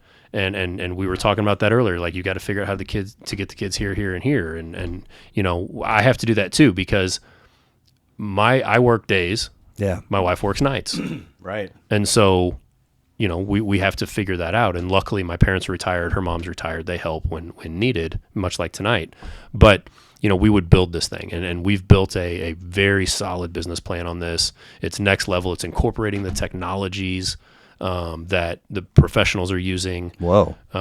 As far as, gauging spins on baseballs, like you see the spin rate if you watch baseball, like getting that technology, seeing the exit velocities off of bats, seeing spin rates on footballs, which is what's coming up next, incorporating the VR training through the Oculus programs and things like that. And so we would do that because I just felt myself get real dumb. I know what but yeah. But and then like we talked about earlier too, incorporating the hockey piece, right? Okay. Because youth hockey is big here, but it's not as big as it's going to be, right? In my opinion, right. And so you don't want to be scrambling to get your facility if it does go to the net. You want to be ahead of the game, right? We've mapped out multiple sized facilities based on what we see from an availability standpoint to a dream world. And in a dream world, we're looking at a 70,000 square foot building, but we're looking at separate buildings built off of it that are all 15 to 20,000 square feet, one for hockey, one for wrestling, one for lacrosse. And in the main facility, it's going to have, indoor football fields for flag football because the league that is up north where I live, they funnel their flag program through the YMCA because they don't have anybody that's taken taking the head on it. Well, why not offer that? And why not offer it in 72-degree controlled climate compared to... Vitamin D is good for you is the only answer I could come up with. It is, but if you've got these kids in February and no pads, because that's when it starts, and they're out freezing, mom and dad are out freezing, and they're footing the bill. Yeah. You know, and in turn you get rain. You know, you're able to do camps when it's 100 degrees out. Come on in. So this is the road to satisfaction for you. I mean, you're not too far removed from not having kids in youth sports anymore. So when I said to kind of piggyback what I said about I'm fearful. So for the last couple of years, I've coached my youngest in football. I've coached and you know, football goes from now until October for him. I've coached my oldest in baseball. Well, the last 2 years he's been on 2 different teams, both in the fall, and he's played football. Okay. So, and I'm coaching both those baseball teams. Well, I'm done coaching. August 12th is the last tournament I'm doing. It's a charity tournament. It's for fun. We're going to have one practice just to get the kids out on the field before they go to this tournament, Ryan Grace Memorial. And then he goes to his club team. He starts football in high school. My youngest, he doesn't play football anymore. He said, I don't want to be pushed over and tackled. I respect it. He doesn't want to play baseball anymore, at least at this time. While it hurts me, I respect it. It's his decision. He's playing golf. Oh yeah. And so he's in a, I don't want to say it's an academy, but it's more than lessons because there's like 30 kids there. Okay. And the guy that teaches it, he is the private instructor and coach for all the top golfers in high school in the Northland. So the guy knows what he's doing. He actually has those golfers helping his classes. Cool. It's pretty badass. And so like I just downloaded this golf game on the Oculus. And I was playing it the other day, and Reagan came up, and he's like, hey, I want to play. And so he got on there and was playing it, and he plays it till the Oculus goes dead. Right. And so he's loving that. So, this fall, I don't know what I'm going to do with myself because I'm going to have so much more free time, right? We're not running. Like Tuesday was my day. Like that was my getaway because nobody had practice. Right. I don't know what I'm going to do now. You're going to be hand pulling a lot of weeds, I would think. Yeah. Well, like I got asked to coach the 7th grade team and be one of the assistant coaches for the club that he was on, that both the kids were in. But my new job, I do have to travel. And so I do have to go out to Denver once a month, Colorado Springs. And so, I told the head coach, I'm flattered. I would love to, but that's not fair to those kids. It's not fair to the rest of the coaching staff when I'm gone, 1 or 2 weeks a month. Right. And, I wouldn't miss any games because we don't work weekends, right. But it's not fair to them. So, but yeah, I mean, you're going to have some free time come available quick and in bunches, but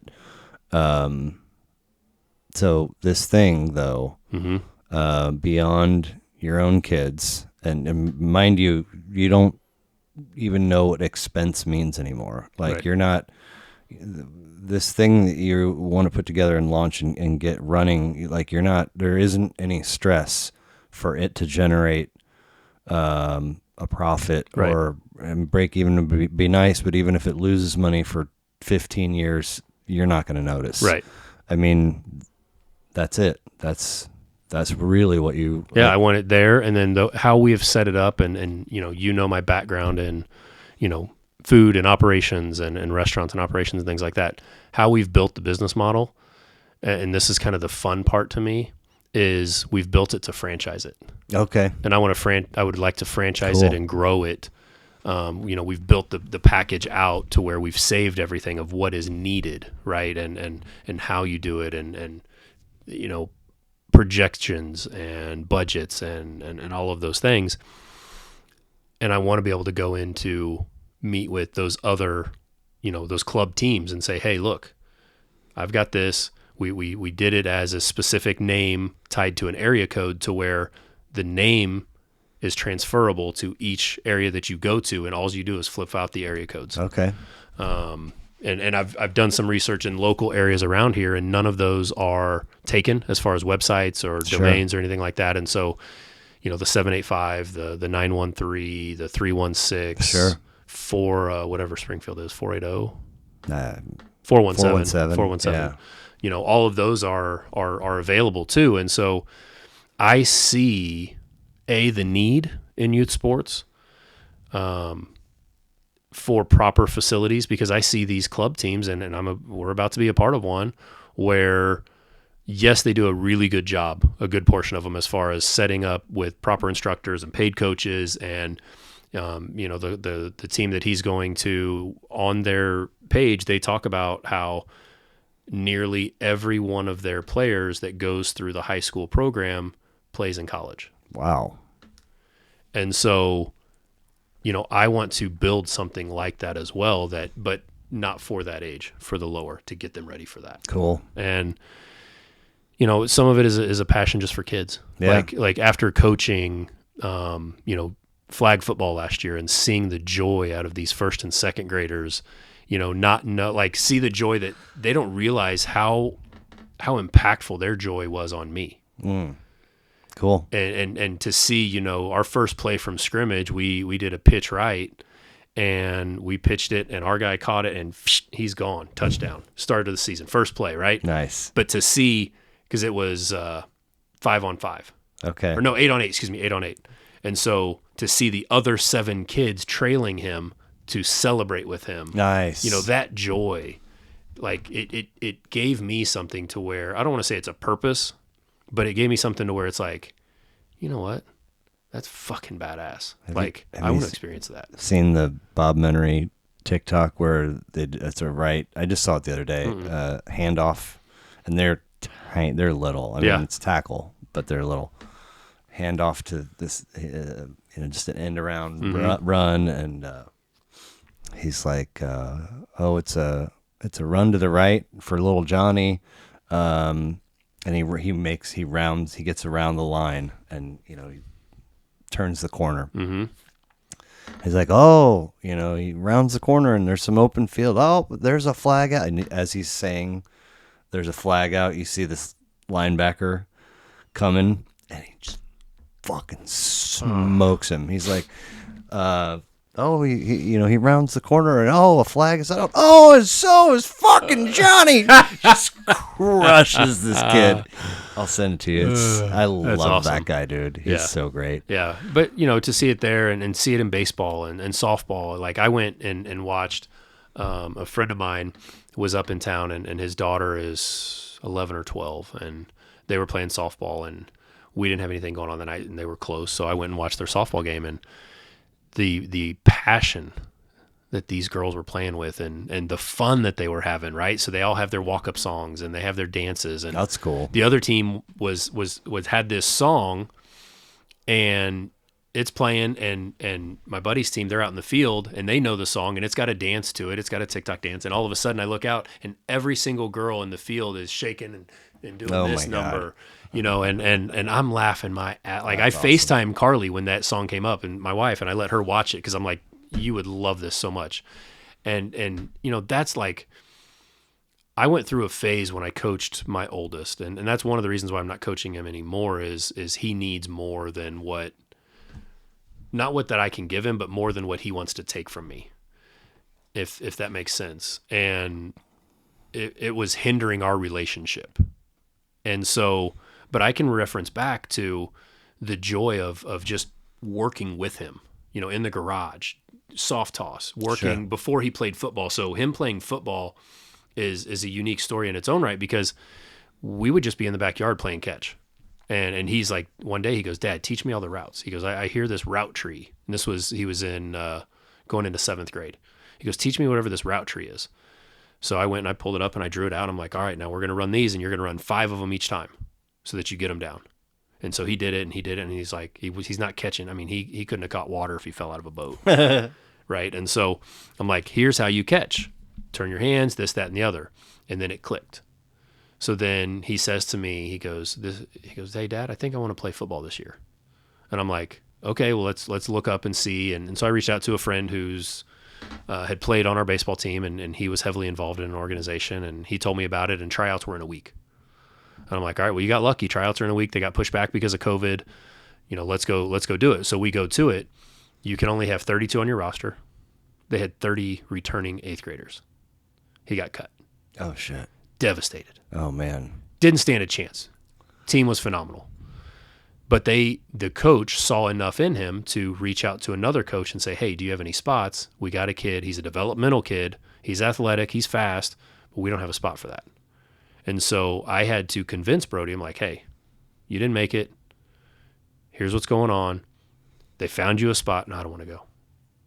Because he hadn't experienced the failure before. So I convinced him to go. After the first practice, he's like, Dad, this is fun. This was thank you for making me go. So he worked, and his first year, team was terrible. They couldn't block your dog upstairs. Okay. And so he's a wide receiver, and he's a cornerback, and he started the year rightfully so, way down on the depth chart. And he ended the year with 1 target, 1 catch, -3 yards. Caught one on a bubble screen. He jumps for it. Prototypical, jumps for it, gets absolutely throttled, hangs on, it's fine. So then they move to the off season and they're working. He ended up, his 8th grade year, he ended up leading the league in catches, yards, and touchdowns. What a turnaround. And, it helped having a better, line and all of those things. But so much so that we were at he beat, they do a preseason tournament. And each team gets 15 offensive plays. You do 5. Then you go on defense in your 5. You rotate. And the team that cut him, in the 15 plays, we scored 3 touchdowns. He had 2 of them. Wow. And not like caught it, ran by people. And so after that, we go to a baseball tournament that weekend. And one of the kids that was on that team comes over to Brody and is like, hey, didn't you try out for us last year? He goes, yeah, and you guys cut me. He goes, we could use you this year. He goes, too bad you had your chance last year. Whoa. That's a big turnaround from I don't want to go. Yeah. I'm like, good for you. And so, then we played that team in the regular season, and it was awesome because we had gotten up big. Then they battled back. They were within 3 points. And 4th quarter, call it 8 minutes to go. 6 minutes to go, something like that. We get the ball back after they score, and Brody's quiet all game. Doesn't have a catch, a couple of targets, but they're overthrown or underthrown. And he proceeds to get 3 catches on that drive for like 70 yards and a touchdown. Dang. And it was that time. It was like, hey, let's take over. Sure. And the game-sealing touchdown was just a 10-yard in that he caught, and they were on the 40. He caught it on the 30 and then darted towards the corner and outran the defense. Wow. It was awesome. That's awesome. And to see that, see those type things, even though it's my own kid, so it means obviously a little bit more. Yeah. But to see the progression. Yeah. That's what leads to where we would like to spend that money. Cool.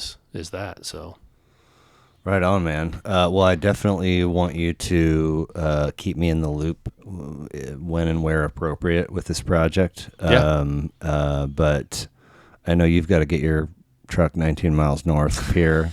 I've got to retrieve a kid, find out what the other kid's doing, and feed 2 dogs. But I really appreciate you coming. And,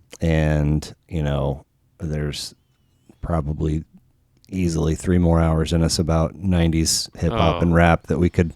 We go there, we go Chiefs, we right? go Royals. Oh, I could tell you how I hate the NHL because I was ready to become a fan, lived in St. Louis, worked next to the Savas Center, and what do? They go on damn strike. Oh, yeah. So I gave the NHL my middle finger at that point. Sure. 04, 05, somewhere in there. 04, yeah, for sure. So I appreciate you inviting me. Yeah. I'm glad you took me seriously, and it's in a world of ghosting.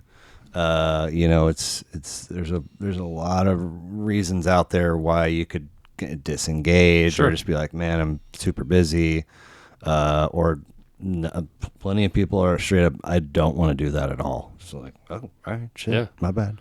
No, man, mark me down for the next go around, whatever works for you and your schedule, and I'll make it work for mine. You need a time filler, whatever the case may be, man. This has been awesome. I'm going to put you right after Eric Hess's revisit episode. I think that Eric Hess and I need to be on the same episode. Well, he said that he and Candy should come together, and I said that means I need another chair, another mic, and another headset, brother. So like, pump the brakes, and he makes a big bucks now. Oh yeah. So tell him to bring his own. Right. But seriously, man, thanks. I appreciate it. Talk to you. All right, be good. Thank you. Oh fuck, you're gonna have to wipe this chair down.